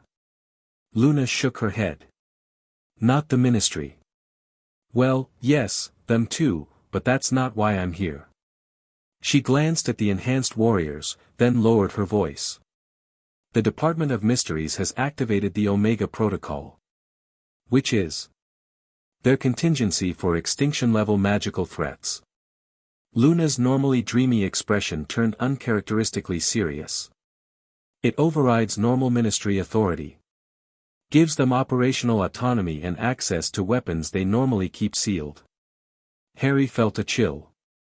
The Department of Mysteries had always operated with minimal oversight, their true capabilities a subject of rumor rather than documented fact. How do you know this? Wednesday asked, studying Luna with new interest. I've worked as an unspeakable for the past 3 years. Luna said this as casually as commenting on the weather. Special Research Division. They recruited me after my work on interplanar magical resonance. Harry stared. You're an unspeakable. And you're telling us they're classified operations? I'm on leave, Luna clarified. Indefinite personal sabbatical, as of this morning. Officially, I'm suffering from exposure to malevolent thought forms requiring extended isolation therapy. And unofficially? Wednesday pressed. Unofficially, I've been studying death magic longer than most of my colleagues. I recognize what you've developed here. Luna looked directly at Harry. It's not what they think it is. And they're making a catastrophic mistake classifying it as a threat. Harry exchanged glances with Wednesday. Luna had always perceived things others missed, her seemingly bizarre perspectives often revealing deeper truths. What exactly do they think we're doing? Harry asked. They believe you're attempting to trigger the mortem convergence deliberately, Luna explained. To create a permanent breach between realms that would allow unrestricted necromantic manipulation of reality. That's literally the opposite of what we stopped the Collector from doing, Harry pointed out. I know. But the department operates on pattern recognition and historical precedent. The last convergence triggered a necromantic war that nearly collapsed the barriers between worlds. They're seeing the same elements aligning again, powerful death magic practitioners, reanimated historical figures, unusual magical signatures, and jumping to conclusions. These conclusions being? Wednesday prompted. That you must be eliminated before the convergence peaks. Along with everything you've created. Luna's voice remained calm, but her eyes conveyed the severity. They're preparing something called the Null Cascade. I don't know exactly what it is, but the testing parameters suggested it could neutralize all necromantic energy within a 100-mile radius. Harry felt the pendant warm against his chest, as if responding to the threat. When? 3 days. They need specialized components that are being transported from secure sites around the world. Wednesday was already calculating implications. The convergence begins in 4 days. They're timing their attack to prevent us from utilizing its energy. Precisely, Luna confirmed. I came because you deserve to know. And because I've seen your work. She gestured to the enhanced warriors standing attentively around the hall. This isn't perversion or destruction. It's evolution. A new understanding of the relationship between life and death. Try telling that to the department, Harry said grimly. I did. That's partly why I'm on sabbatical. Luna smiled faintly. They're very committed to their interpretation. We appreciate the warning, Wednesday said. But it creates a strategic dilemma. We can't evacuate the entire estate within 3 days, yet remaining guarantees confrontation. Perhaps confrontation is necessary, Magnus suggested, entering the hall with Septima. We've grown stronger than they realize. Our forces now exceed 100 enhanced warriors, plus the specialized unit Septima has developed. Fighting the ministry directly was never our goal, Harry countered. We wanted to change understanding, not start a war. Sometimes understanding only comes through demonstration of power, Septima noted. The living rarely listen until forced to. Luna was studying the reanimated necromancers with open fascination. You've achieved true consciousness retention. That shouldn't be possible with standard necromantic techniques. Nothing about our methods is standard, Wednesday replied. The combination of wizarding techniques with Adam's family knowledge created something entirely new. I suspected as much. Luna turned back to Harry. That's what they fear most, magic they don't understand and can't categorize within existing parameters. It represents a loss of control. So we either abandon everything we've built or prepare for a direct confrontation with the Department of Mysteries, Harry summarized. Neither option is acceptable. There is another possibility, Luna suggested. Something I found in the department archives while researching the convergence. A third option that even they don't fully understand. All eyes turned to her. The Covenant of Mutual Restraint, she said. An ancient magical treaty that supersedes even ministry authority. It was established during the last convergence, ending the necromantic war by creating balanced obligations between practitioners of life and death magic. I've heard whispers of this, Septima said, her purple eye lights brightening with interest. It was thought lost during the purges. Not lost. Sealed in the department's deepest archives. Luna reached into her robe and withdrew a small crystal sphere. I borrowed this before my sudden health leave. It contains the complete text and activation protocols. Wednesday leaned forward, her normally impassive face showing rare eagerness. If this covenant still holds magical validity, then we have leverage, Harry finished. A legitimate alternative to conflict. Theoretically, Luna cautioned. But invoking ancient magical treaties is complex. The ritual requirements are specific, and the department will recognize what we're attempting the moment we begin. So we need time, Harry said thoughtfully. A delay tactic while we prepare the covenant ritual. Magnus understood immediately. A strategic feint. Make them believe we're preparing one action while actually implementing another. Exactly, Harry nodded. We create the appearance of preparing for the convergence in a way that aligns with their fears. Meanwhile, we're actually establishing the conditions for the covenant. Wednesday was already analyzing possibilities. We'll need to modify our detection screens to project amplified necromantic signatures. Make our activities appear more ominous than they are. And I'll need to contact certain parties directly, Harry added. People who might listen, even if the department won't. The planning continued through the night, with Luna providing invaluable insights into department operations and likely response patterns. By dawn, they had developed a comprehensive strategy, one that would require precision timing and coordination across multiple fronts. I should return before they notice my absence, Luna said as they finished. I can continue feeding you information until they realize where my loyalties lie. Be careful, Harry warned. The department isn't known for forgiveness.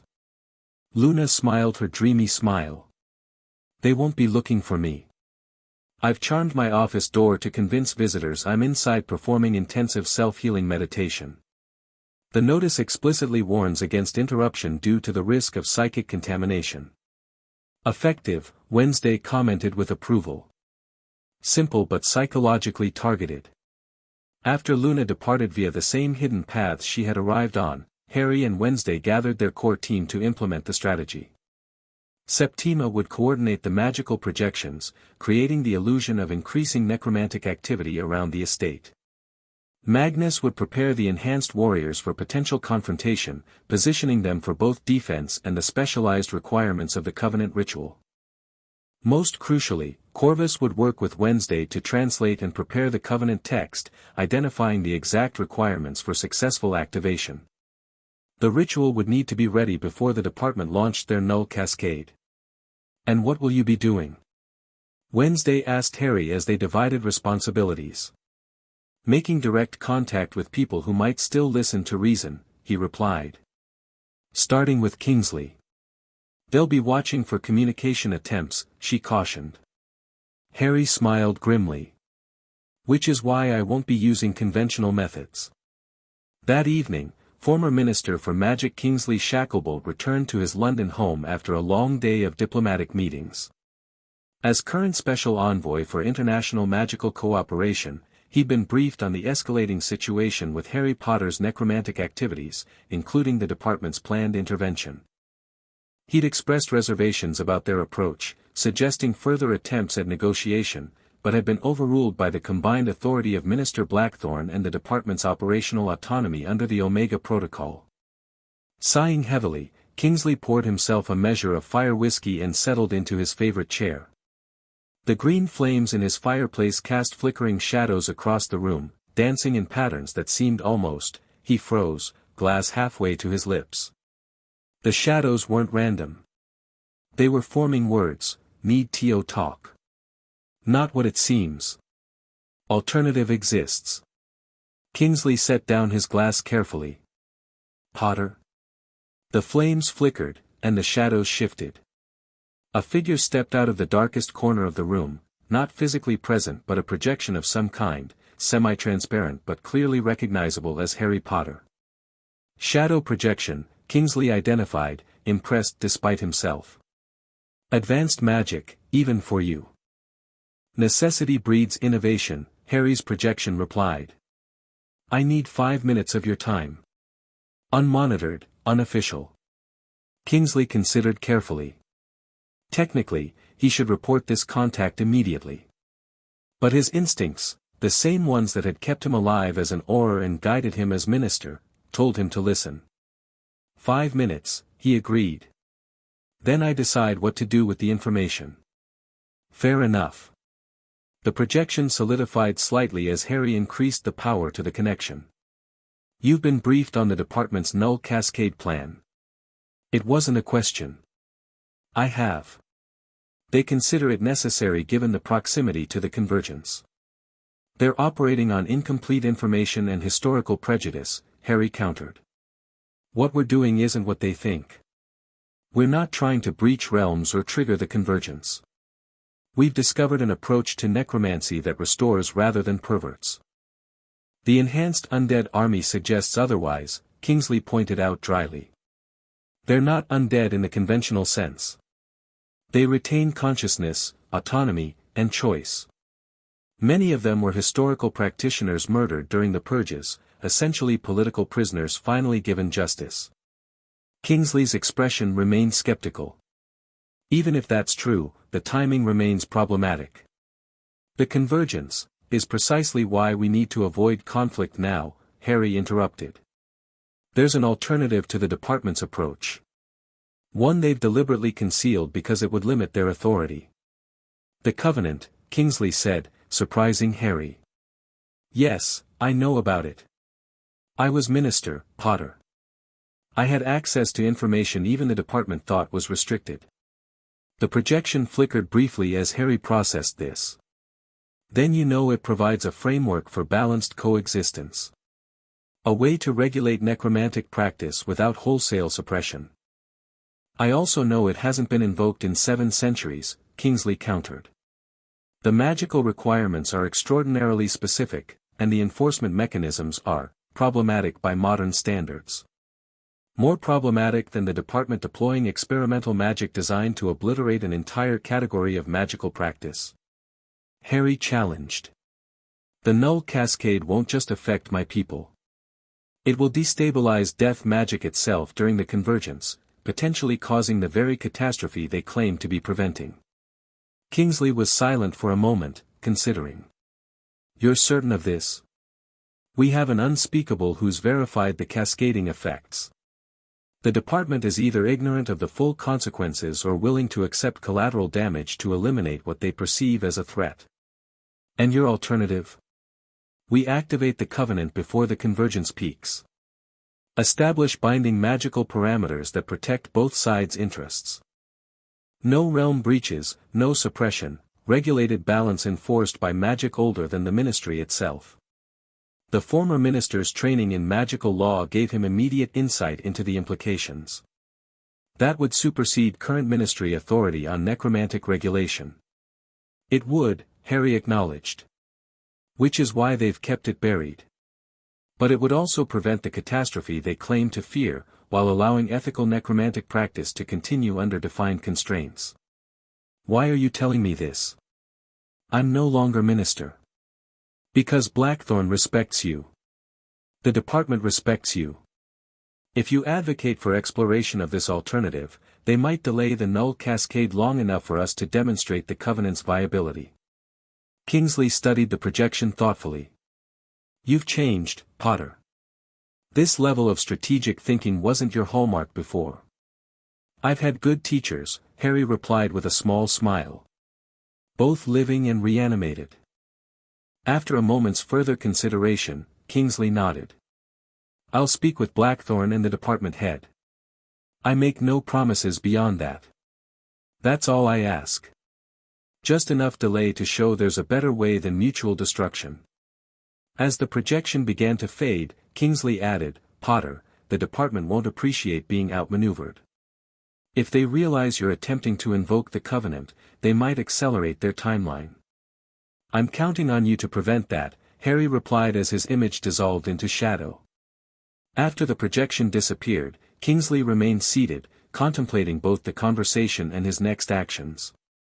Potter had always been stubborn and principled, but this new version displayed a level of strategic sophistication that was both impressive and concerning. More importantly, if what he said about the Null Cascade's potential effects was accurate, the department might indeed be creating the very disaster they sought to prevent. Kingsley reached for parchment and quill. Minister Blackthorne would be receiving a very strongly worded message before morning. Back at the Adams estate, Harry's consciousness returned fully to his body. The shadow projection technique, taught to him by Septima, who had used it extensively during her first life, was magically exhausting but had served its purpose. Connection successful? Wednesday asked as she helped him to a chair. The ritual chamber where they had performed the projection was filled with specialized equipment designed to evade magical detection. Better than expected, Harry confirmed, accepting a restorative potion. Kingsley already knows about the Covenant. He's going to speak with Blackthorne. That's fortunate, but we shouldn't rely on it delaying the department's timeline. Wednesday moved to the central table where Corvus and Septima were analyzing the crystal sphere Luna had provided. Our preparations must continue as planned.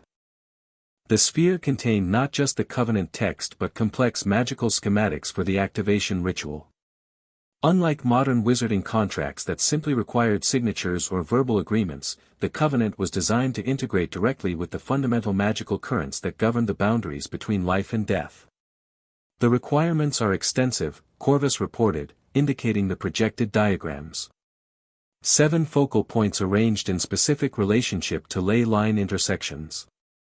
13 participants representing both life and death magic traditions. Physical anchors created from materials that exist simultaneously in multiple states of being. And all of it must be completed during the first phase of the convergence, Septima added. When the boundaries are flexible enough to accept new defining parameters. Harry studied the diagrams. Can we meet these requirements within our timeline? With difficulty, Wednesday acknowledged.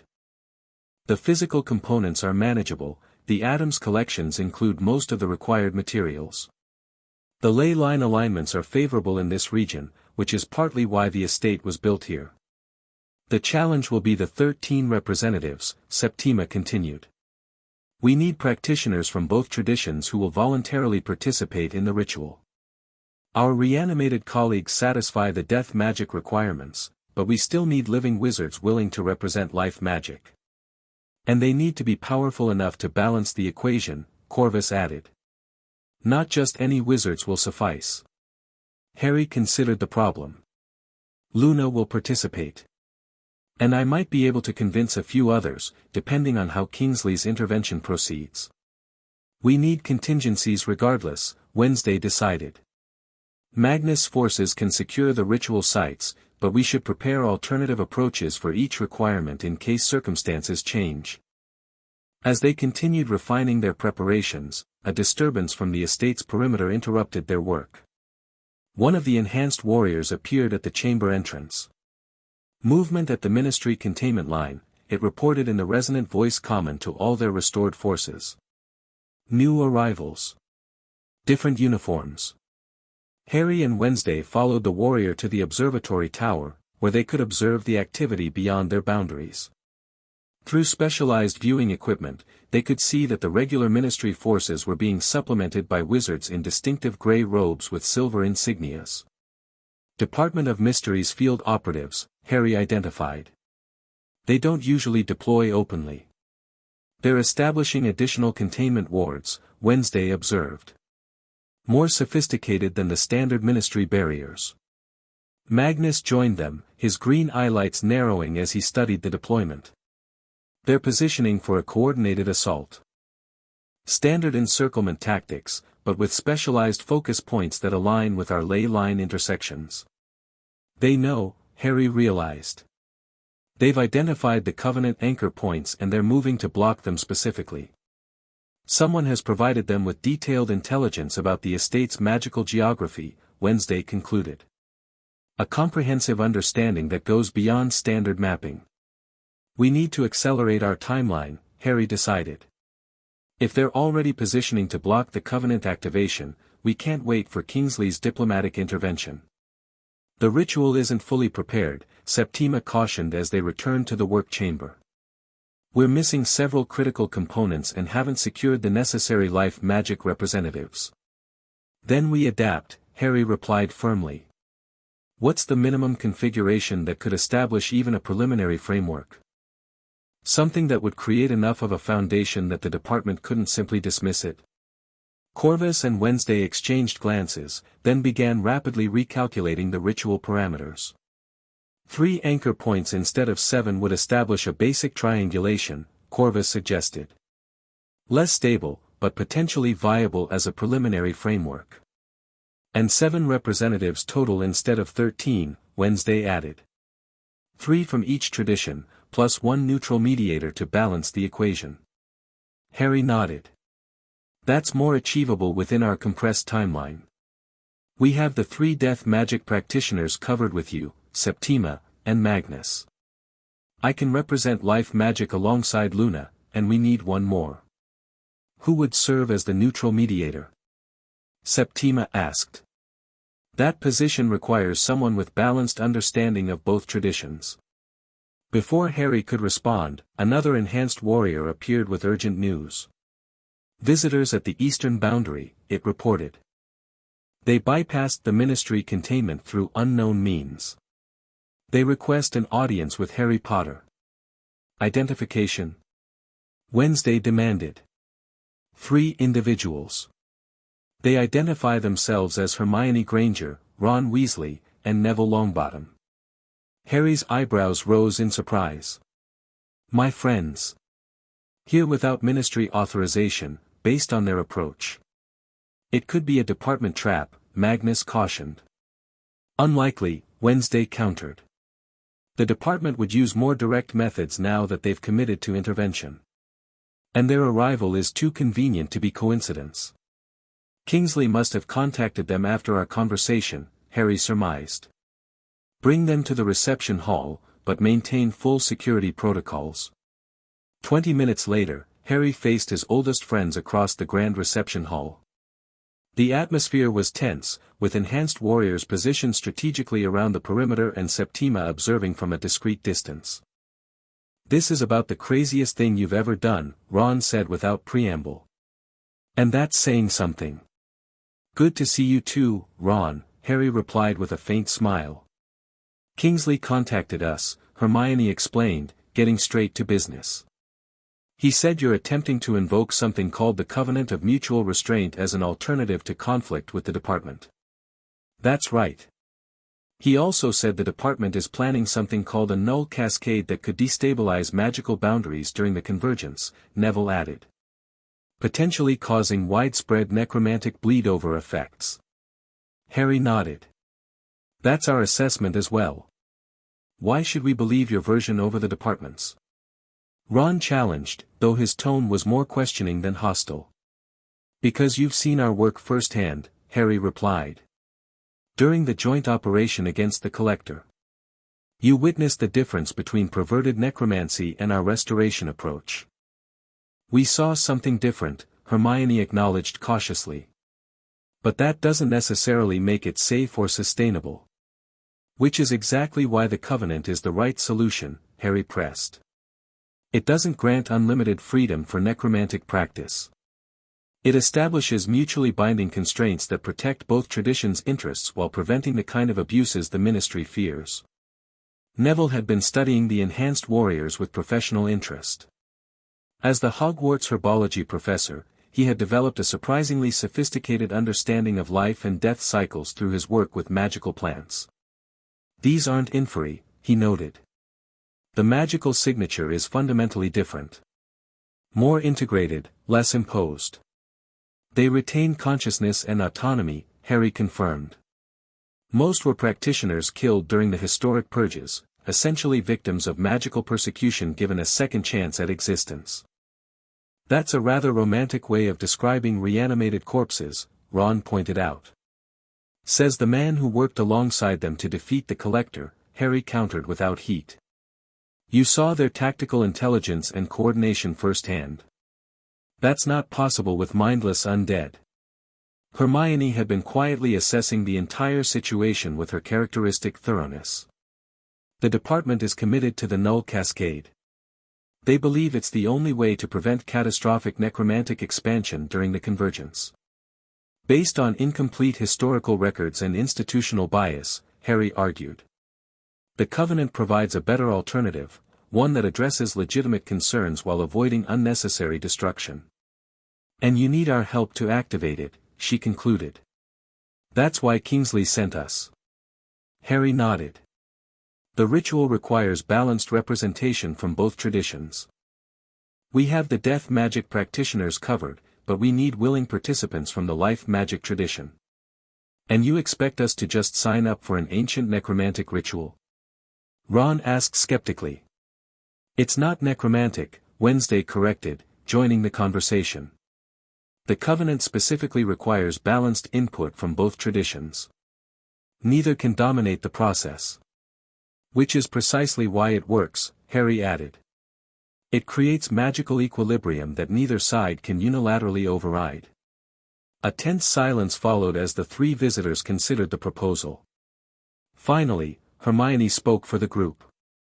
We need to see everything, she stated firmly. The full Covenant text, the ritual requirements, the supporting evidence about the department's plan. No edited versions, no strategic omissions. Complete transparency, Harry agreed immediately. You'll have access to everything we know. Over the next several hours, Harry and Wednesday presented their case in exhaustive detail. Luna arrived midway through, having slipped away from the department again, and provided corroborating evidence about the Null Cascade's potential side effects. Septima and Corvus explained the technical aspects of the Covenant ritual, while Magnus demonstrated the enhanced warrior's autonomy and intelligence through a series of unscripted interactions. By nightfall, the atmosphere had shifted from suspicion to cautious consideration. Hermione in particular had engaged deeply with the Covenant text, her legal training allowing her to recognize the sophisticated balance mechanisms embedded in its structure. It's remarkably advanced, she acknowledged reluctantly. The magical framework includes self-regulating enforcement that adapts to changing conditions while maintaining core constraints. And you're sure the department's approach would cause more harm than good? Neville asked Luna directly. The Null Cascade disrupts all death-related magic indiscriminately, Luna confirmed. During normal conditions, this would simply suppress necromantic practice temporarily. But during the Convergence, when the boundaries are naturally thinned. She trailed off, allowing them to draw the obvious conclusion. It would be like removing a dam during a flood, Hermione finished. The very suppression could trigger uncontrolled bleed-over. Ron had been quiet for some time, processing everything they presented. Finally, he spoke directly to Harry. Are you sure this is the right path? Not just for you, but for the magical world as a whole. Harry met his gaze steadily. I believe it's the best option available. It respects legitimate concerns about necromantic practice while avoiding unnecessary suppression of knowledge and abilities that have value when properly constrained. After another long silence, Hermione glanced at Ron and Neville, receiving subtle nods from both. We're in, she declared. But with conditions. We participate as independent parties, not representatives of Harry Potter's interests. We exercise our own judgment throughout the process. And if at any point we determine the ritual is developing in a dangerous direction, we withdraw, consequences notwithstanding. Agreed, Harry said immediately. Your independent judgment is exactly why you're the right people for this. That still leaves us short one position, Wednesday noted. The neutral mediator who balances the equation. Luna smiled her dreamy smile. I've already arranged for that. They should be arriving shortly. Before anyone could question this cryptic statement, an enhanced warrior appeared with news that another visitor had reached the estate's boundaries, traveling via methods that had bypassed both ministry containment and standard magical detection. Identify, Harry ordered. Garrick Ollivander, the warrior reported. Everyone in the room looked surprised except Luna, whose smile widened slightly. Ollivander? The wand maker? Ron asked incredulously. He must be over 100 by now. 117, to be precise, Luna confirmed. And uniquely qualified for our needs. Wand makers work at the intersection of life and death magic constantly, living wood combined with components from deceased magical creatures, activated through the living wizard's core. Harry looked at her with newfound appreciation. A perfect neutral mediator. Ollivander, when escorted to the chamber, appeared friendlier than Harry remembered but with eyes still bright with that same unsettling intelligence. He greeted Harry with a knowing smile. Mr. Potter. Cedar and phoenix feather, 11 inches. Still serving you well, I hope. Very well, though my magical practice has expanded since we last met. So I see. Ollivander glanced around at the enhanced warriors and reanimated necromancers with professional interest rather than alarm. Fascinating applications. Miss Lovegood explained your predicament. The Covenant is indeed the appropriate solution, though activating it properly will require precise calibration. With Ollivander's arrival, they had the 7 representatives needed for the modified ritual, Harry, Hermione, and Neville representing the life magic tradition, Wednesday, Septima, and Magnus representing death magic, and Ollivander as the neutral mediator. Ron opted to coordinate security with the enhanced warriors, his tactical experience proving valuable in preparing for potential department interference. The department's positioning suggests they'll move against us within 24 hours, Ron reported as they finalized preparations. Their containment formation has reached 90% completion, with specialized units concentrated near our planned anchor points. Then we proceed immediately, Harry decided. We can't wait for ideal conditions. The modified ritual would utilize 3 anchor points rather than the original 7, still creating a functional triangulation, though with reduced stability. The first would be established in the estate's inner cemetery, the second in the ancient ritual chamber beneath the main house, and the third at a natural ley line convergence point near the eastern boundary. The third location is most vulnerable, Magnus noted. It lies closest to the department's position. We'll need substantial security to hold it long enough for ritual completion. My enhanced warriors will protect all 3 sites, he continued. But we should consider additional defensive measures, particularly at the boundary anchor. What about Ron's suggestion? Harry asked, turning to Wednesday. Using specialized constructs as supplementary defense. She nodded. Septima has developed several promising prototypes using the collector's recovered materials. They're not fully tested, but their unique properties could provide advantages against department countermeasures. Implement them, Harry decided. We need every edge we can get. As final preparations continued through the night, Harry found a moment alone with his friends. Despite the tension and urgency surrounding them, he felt a profound gratitude for their presence, their willingness to consider his perspective despite the extraordinary circumstances. Thank you, he said simply. For being willing to listen when most wouldn't. We've known you too long to believe you turned dark without good reason, Neville replied with a slight smile. Though I admit, an army of the partially dead wasn't on my prediction list. It's not what I expected either, Harry acknowledged. But once I understood the truth about death magic, about how it had been misrepresented and suppressed, I couldn't just walk away. Just be careful, Harry, Hermione cautioned. Revolutionary change often leads to unintended consequences, no matter how well-intentioned the revolutionaries. That's exactly why the Covenant is the right approach, he replied. It establishes balance and constraints rather than simply replacing one system with another. Dawn brought increasing activity from the department forces. Magical sensors detected sophisticated probing spells testing the estate's defenses, while aerial reconnaissance showed additional specialized units arriving at their perimeter. They're preparing for imminent action, Ron confirmed, returning from a security assessment. Standard deployment pattern for a coordinated magical assault. How much time do we have? Harry asked. 3 hours at most, based on their current preparations. They're moving equipment into position that matches Luna's description of the null cascade components. Then we begin now, Harry decided. Before they're fully prepared. The 7 ritual participants divided into 3 groups. Harry and Wednesday would establish the primary anchor in the inner cemetery, Hermione and Septima would activate the secondary anchor in the underground chamber, Neville and Magnus would secure the boundary anchor at the ley line convergence. Ollivander would remain in the main ritual chamber, coordinating the energetic connections between all 3 points. Each team departed with an escort of enhanced warriors, carrying the specialized components required for their portion of the ritual. Additional forces deployed to defensive positions throughout the estate, prepared to counter department interference. Harry and Wednesday reached the inner cemetery as the morning mist still clung to the ancient gravestones.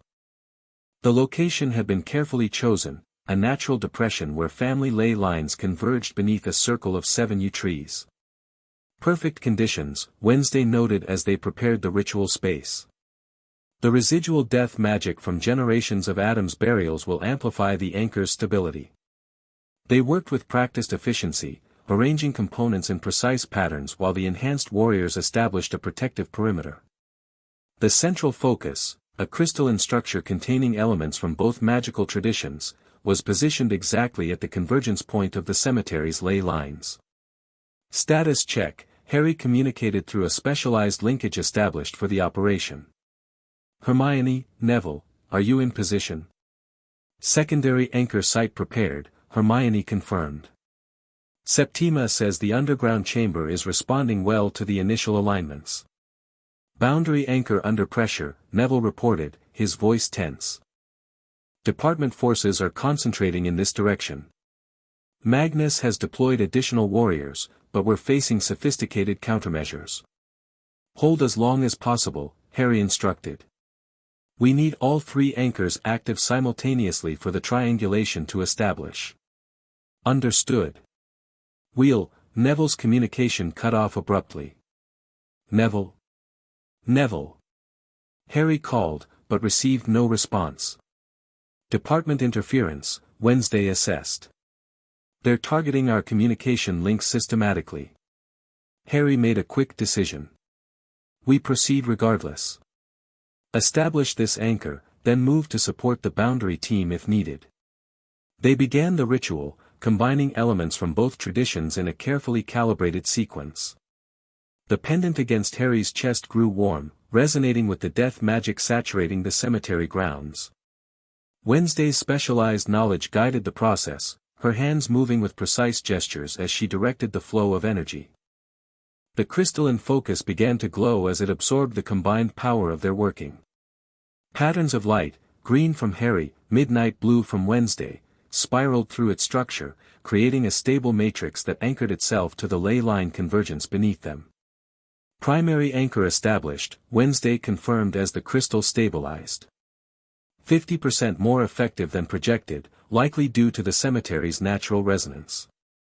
Harry felt the connection lock into place, a deep, humming power that extended beyond the physical location into the underlying magical structure of reality itself. The pendant pulsed in rhythm with this new connection, strengthening it further. We need to check on Neville and Magnus, he said, already moving toward the cemetery's edge. If the boundary anchor fails, a massive surge of magical energy from the east interrupted him, a visible distortion in the air followed by the distinctive crack of protective wards shattering. Department breach, one of the enhanced warriors reported. Eastern perimeter compromised. Multiple operatives advancing toward the boundary anchor site. Redirect available forces to support Magnus, Harry ordered. We can't lose that anchor point. Before they could implement this plan, another communication came through, fragmented but understandable. Harry, Hermione's voice, strained but determined. Secondary anchor active. Septima, modification to the plan. Says we can compensate for boundary anchor loss if primary and secondary boosted. Understood, Harry replied. Return to the main chamber and coordinate with Ollivander. We'll boost the primary anchor to maximum capacity. Wednesday was already recalibrating their approach. We can increase stability by integrating additional death magic resonance. The warriors would need to contribute directly to the anchor, Harry finished, understanding immediately. A voluntary sacrifice of some of their restored energy. The enhanced warriors surrounding them straightened as they comprehended the request. Their spokesman stepped forward. We serve the new covenant, it stated in that resonant voice. Our energy is yours to direct. Wednesday began the modified ritual immediately, creating a channel through which the warriors could contribute their energy to the primary anchor. Each stepped forward in turn, placing their partially restored hands on the crystalline focus and allowing a portion of their animating force to flow into its structure. The crystal's glow intensified with each contribution, its matrix becoming increasingly complex as it absorbed and integrated the freely given energy. Harry guided the process, using the pendant and his innate connection to death magic to ensure stable absorption without harming the warriors themselves. As the final warrior completed its contribution, the crystal blazed with power, far beyond their original specifications. The anchor's connection to the underlying ley lines deepened, sending pulses of energy throughout the estate's magical infrastructure. Primary anchor at 180% of planned capacity, Wednesday reported, her normally composed face showing rare excitement. If Septima's modifications to the secondary anchor achieve similar results, we might compensate for the boundary anchor's loss, Harry finished. Let's get back to the main chamber. We need to coordinate the final connections. They moved quickly through the estate, accompanied by the warriors who had contributed to the anchor. The magical disturbance from the eastern boundary had intensified, flashes of light and the distinctive signatures of combat spells indicating heavy engagement between Magnus forces and the department operatives. In the main ritual chamber, they found Hermione and Septima already working with Ollivander to recalibrate the ritual's central framework. Luna had joined them, providing additional insights based on her department knowledge. The boundary anchor is compromised but not completely lost, Ollivander reported as they entered. Magnus and Neville have established a minimal connection, enough to complete the triangulation if the other anchors compensate sufficiently. The primary anchor is significantly enhanced, Harry confirmed. The warriors contributed voluntarily. As did the reanimated necromancers at the secondary site, Septima added. The combined boost should be adequate for basic covenant establishment. But will it be stable enough to withstand department countermeasures? Hermione questioned, ever practical. That depends on how quickly we can complete the final convergence, Ollivander replied. Once the 3 points are fully synchronized and the Covenant's core parameters activated, it becomes self-sustaining, beyond even the department's ability to simply dismantle. Luna checked specialized monitoring equipment. The department's null cascade components are fully assembled. Energy signatures suggest activation within 30 minutes. Then we have our timeline, Harry decided. We complete the convergence before their cascade activates. The final stage of the ritual required all 7 participants working in perfect coordination. Ollivander took the central position, directing the harmonization of the 3 anchor points through specialized conduits established throughout the chamber. The 3 pairs representing life and death magic traditions positioned themselves at key points around him, channeling their respective energies into the developing framework. As they began, Harry could feel the resistance from the department's countermeasures, subtle at first, then increasingly aggressive as their operatives detected the Covenant's emerging structure. The magical pressure against their working intensified, attempting to disrupt the delicate balances they were establishing. Eastern anchor weakening, Ollivander warned. The department has identified its vulnerabilities and is targeting them specifically. Compensating, Wednesday and Septima responded in unison, adjusting their contributions to reinforce the threatened connection. Outside, the sounds of magical combat grew louder. Reports filtered in from enhanced warriors throughout the estate. Department operatives had breached multiple defensive perimeters and were advancing toward the main house. Magnus and Neville were holding the boundary anchor by sheer determination, but their position was increasingly precarious. 10 minutes to null cascade activation, Luna reported, monitoring the department's preparations. Their primary emitter is aligned with our position.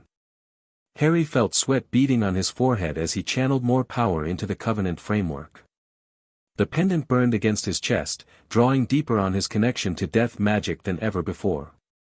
Across from him, Hermione and Neville were similarly strained, their life magic contributions essential to maintaining the delicate balance of the emerging structure.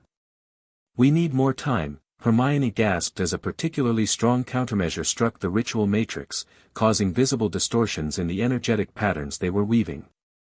"Time we don't have," Harry replied grimly. "We need to accelerate completion, even at increased risk." Ollivander's eyes, bright with centuries of magical knowledge, fixed on Harry. "There is a way. But it requires something only you can provide, Mr. Potter." "What?" "The pendant. Its connection to death magic is unique, a direct link to the fundamental currents we're attempting to regulate through the Covenant. If I remove it, I lose my enhanced connection to death magic," Harry objected. "Precisely," Ollivander nodded. "You would contribute it to the Covenant itself, making the pendant a permanent component of the regulatory framework." Harry's hand went instinctively to the stone that had started this entire journey, the artifact that had led him to Wednesday's door and opened his understanding of death magic. It would serve as a stabilizing influence, Wednesday realized, understanding Ollivander's suggestion immediately. A direct conduit between the Covenant's abstract parameters and the actual magical currents it seeks to regulate. "Will it be enough?" Harry asked, already reaching for the chain around his neck. "It offers our best chance of completing the convergence before the cascade activates," Ollivander confirmed. Without further hesitation, Harry removed the pendant. The moment it left contact with his skin, he felt a shift in his connection to death magic, not severed, but muted, less immediate. He passed the artifact to Ollivander, who positioned it at the exact center of their working. "All participants, redirect your contributions through the pendant," the Wandmaker instructed. "Use it as a focusing lens for the Covenant's core parameters." They adjusted their approach, channeling their respective energies, life and death magic alike, through the small black stone. The pendant responded immediately, glowing with an intensity that made it difficult to look at directly. The green light that had characterized it previously now contained threads of multiple colors, representing the diverse magical traditions contributing to the Covenant. 5 minutes to cascade activation, Luna warned, her dreamy demeanor replaced by focused urgency. "The boundary anchor is collapsing," Ollivander reported, his voice strained. "Magnus and Neville are losing their position." Through their magical connection, Harry could feel his friends fighting desperately to maintain their portion of the ritual despite the department's overwhelming pressure. The enhanced warriors were falling in significant numbers, their partially restored forms disrupted by specialized counter-necromantic spells. "We need to complete the primary framework now," Harry decided. "Before we lose another anchor." Wednesday, Septima, Hermione, focus everything on the core parameters. Establish the fundamental constraints that define the Covenant's purpose. The three women, representing the highest expertise from both traditions, concentrated their efforts on defining the Covenant's essential nature, the balanced regulation of life and death magic, mutual constraints on extreme applications, and recognition of legitimate practice within defined boundaries. As they worked, Harry maintained the overall structural integrity of the ritual, compensating for the weakening boundary anchor through sheer magical will. The pendant at the center blazed ever brighter, integrating their contributions and stabilizing the emerging magical framework. 2 minutes, Luna called, her voice tight. "The cascade emitters are in final alignment." "Perimeter breach," came a report from the enhanced warriors guarding the main house. Department operatives approaching the ritual chamber. Ollivander's face was set in lines of intense concentration. "We're close." The primary framework is nearly complete. We need only. A massive magical discharge from the eastern boundary interrupted him, the final collapse of the anchor point Magnus and Neville had fought so desperately to maintain. Through their connection, Harry felt his friend's frustration and determination as they were finally overwhelmed by the department's forces. The ritual matrix shuddered violently, threatening to collapse entirely as one of its 3 critical anchor points failed. Warning lights flashed throughout the chamber as monitoring equipment registered the dangerous instability. Compensating, Septima announced, her purple eye lights flaring with intensity. Redirecting through the secondary anchor. Supporting, Wednesday added, her midnight blue energy flowing visibly through the ritual structures. Hermione, drawing on her prodigious magical theory knowledge, quickly adapted her contribution to reinforce the weakened framework. Realigning elemental balances to accommodate dual anchor configuration. Through the pendant at the center, their desperate efforts began to stabilize the Covenant's structure. The framework simplified, less comprehensive than originally designed but focusing on the most critical regulatory parameters. The light from the pendant shifted, concentrating into a more intense but narrower spectrum that represented this core functionality. 1 minute to cascade activation, Luna reported. Department operatives at the outer chamber doors.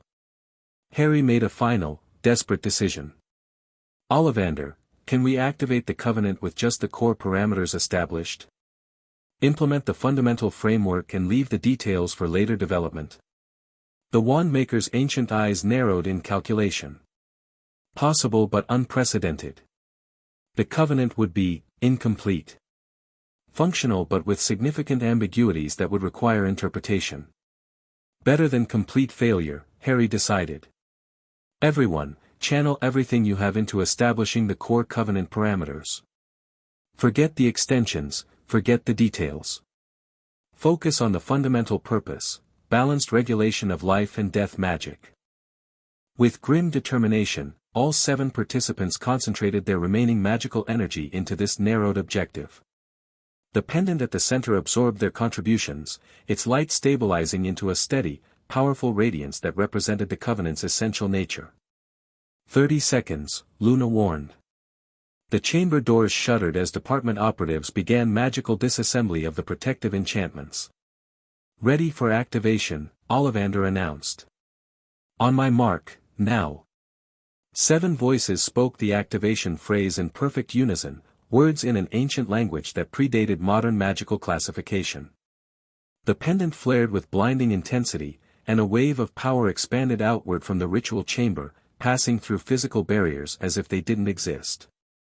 The wave reached the department's cascade emitters just as they initiated activation. For a moment, the 2 magical forces, regulation and suppression, contested directly. The entire estate trembled as fundamental magical currents reoriented themselves in response to the Covenant's activation. Then, suddenly, silence fell. The pendant's light dimmed to a steady, pulsing glow that somehow reflected aspects of all 7 participants' magical signatures combined into a new, harmonious pattern. Covenant established, Ollivander confirmed, his voice weary but satisfied. Core parameters active and self-sustaining. The cascade? Harry asked, looking to Luna.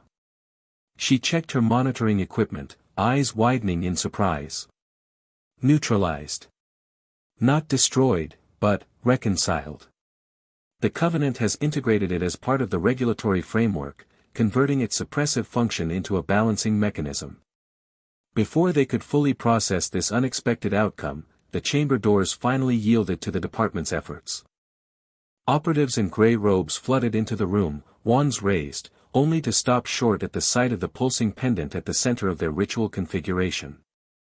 The lead operative, a severe-looking which Harry recognized as a senior unspeakable, assessed the situation with professional detachment. The Covenant, she identified, lowering her wand slightly. You actually activated it. Core parameters only, Harry confirmed, too exhausted for anything but directness. Fundamental regulatory framework established and self-sustaining. The unspeakable's eyes narrowed as she processed the implications. You realize what you've done. The magical jurisdictional restructuring this triggers. The department's authority over necromantic regulation is balanced by mutual constraints that protect both traditions. Hermione finished for her, stepping forward. Exactly as intended when the Covenant was originally established 7 centuries ago. A tense standoff followed as more department operatives entered the chamber, followed by regular ministry Aurors including Ron, who had been captured during the Eastern Boundary assault. Neville and Magnus were brought in shortly after, showing signs of magical exhaustion but no serious injury. The impasse was broken by the arrival of Minister Blackthorn himself, accompanied by Kingsley Shacklebolt. The minister's face was a study in controlled fury as he surveyed the chamber. Unsanctioned invocation of ancient magical protocols, he began, glaring at Harry. Interference with department operations. Resistance against lawful enforcement actions. The charges against you have only multiplied, Potter. The Covenant supersedes standard ministry jurisdiction in matters of life and death magic regulation, Kingsley countered smoothly. As I believe you were briefed yesterday, Minister. A briefing that mentioned theoretical possibilities, not immediate implementation. Blackthorn snapped. Implementation that became necessary when the department activated the Omega Protocol without full ministerial review, Kingsley replied, his calm tone carrying an edge of steel. A protocol with potentially catastrophic side effects during the convergence. The senior unspeakable had been examining the active Covenant pendant with increasing concern. Minister, I must advise caution. The Covenant has successfully established its core regulatory framework. Attempting to dismantle it now could trigger severe magical backlash, particularly with the convergence approaching. Blackthorn's expression darkened further, but political survival instincts tempered his reaction. What exactly does this Covenant entail in practical terms? Balanced regulation of life and death magic practices, Ollivander explained, his ancient voice carrying surprising authority. Mutual constraints that prevent extremes from either tradition while acknowledging legitimate applications within defined parameters. And who determines these parameters? Who administers this regulation? The minister demanded. The Covenant itself establishes a framework for that determination, Hermione answered, her legal training evident in her precise response. It requires balanced representation from both traditions in any regulatory body, with neither able to unilaterally impose restrictions on the other. Effectively creating a new jurisdictional authority outside ministry control, Blackthorn concluded bitterly. Not outside, Harry corrected, finding strength despite his exhaustion. Alongside. The Covenant doesn't seek to replace existing magical governance, only to ensure that regulation of these specific magical practices remains balanced rather than biased by historical prejudice. A tense negotiation followed, with the Department Unspeakables confirming that the Covenant's activation had fundamentally altered the magical regulatory landscape.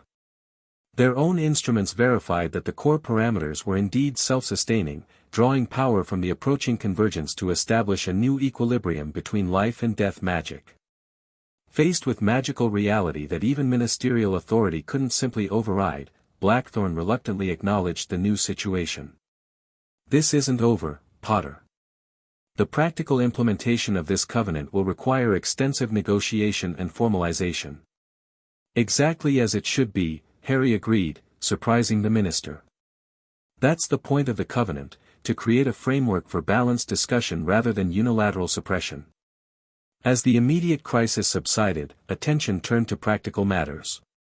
The department's forces would withdraw from direct confrontation but maintain observation positions. A preliminary regulatory committee would be established with representatives from both traditions, tasked with developing implementation guidelines for the Covenant's core parameters. Most significantly for Harry and Wednesday's work, their research and the status of their reanimated allies would be protected pending full committee review, neither suppressed by the ministry nor left completely unregulated. In the aftermath, as ministry and department officials departed to begin addressing the complex implications of the day's events, Harry found himself in the observatory tower with Wednesday. The enhanced warriors were helping Magnus tend to those damaged during the conflict, while Septima and Corvus worked with Ollivander to document the specific parameters that had been successfully established. Not quite the outcome we anticipated, Harry noted, watching the last of the department operatives withdraw beyond their boundaries. Few revolutionary changes follow their original blueprint precisely, Wednesday replied. Her normally impassive face showed signs of the day's strain, but also a quiet satisfaction. The core achievement remains. Death magic has regained legitimate standing in the magical world. With appropriate constraints, Harry added. Which is as it should be. Power without limitation inevitably leads to abuse, from either tradition. Wednesday studied him with those dark, perceptive eyes. You've changed since you first walked into our graveyard, Harry Potter. For better or worse? For more complete, she replied. You've integrated aspects of your nature that were artificially suppressed. Found balance in seeming contradictions. Harry touched his chest where the pendant had rested until today. He could still feel an echo of its connection, though transformed by its new role as the Covenant's core component. I miss it, he admitted. But it's serving a greater purpose now. Its function was always to guide you toward understanding, Wednesday said. Now it guides the entire magical world toward a more balanced relationship with death. From the estate below came the sounds of activity as their unusual community adapted to the new reality. The enhanced warriors continued their patrols, though now with a different purpose, protection rather than preparation for conflict. The reanimated necromancers gathered to discuss implications of the Covenant for their continued existence and research. Most notably, the finger, now permanently reattached to Septima's restored hand, had already begun documenting potential applications that would align with the Covenant's parameters. Its enthusiastic adaptation symbolized the broader transition they now faced, from revolutionary development to regulated innovation. What happens next? Harry wondered aloud. Implementation. Negotiation. Gradual acceptance, Wednesday replied pragmatically. Revolutionary change is dramatic, but true transformation requires persistent effort across generations. Generations, Harry repeated thoughtfully. Our enhanced warriors and reanimated colleagues now have the opportunity to exist openly, to continue developing their potential within regulatory frameworks rather than in hiding. Evolution rather than suppression, Wednesday nodded. As it should always have been. The sun was setting over the Carpathian Mountains, casting long shadows across the estate grounds. In the fading light, Harry could see the subtle energetic shimmer that indicated the Convergence's approach, the natural thinning of boundaries between life and death that had triggered such fear in the department. Now, with the Covenant established, that same phenomenon represented not a threat but an opportunity, a chance to explore the legitimate connections between magical traditions that had been artificially separated for centuries. We should join the others, Wednesday suggested, moving toward the tower stairs. The preliminary regulatory committee will be forming soon, and our perspective should be represented from the beginning. Harry nodded, following her down into the estate that had become the unlikely center of magical transformation. Whatever challenges lay ahead, political resistance, practical implementation hurdles, lingering prejudice, they had established a foundation for balanced progress that neither tradition could easily dismantle. The army they had built would evolve into something new, not a force for conflict but pioneers in a regulated exploration of death magic's legitimate applications. The Necromantic Legion had served its purpose, protecting their work long enough for a more permanent solution to emerge. As they walked together through halls where the living and reanimated now moved with equal purpose, Harry reflected that their original quest for forbidden knowledge had yielded something far more valuable, a path toward integration rather than division, regulation rather than suppression, and understanding rather than fear. The darkness they had mastered would now serve the light of greater magical knowledge, ascendant not through domination, but through balance. The end. Thank you for watching this video. Please be sure to subscribe to our channel and like this video.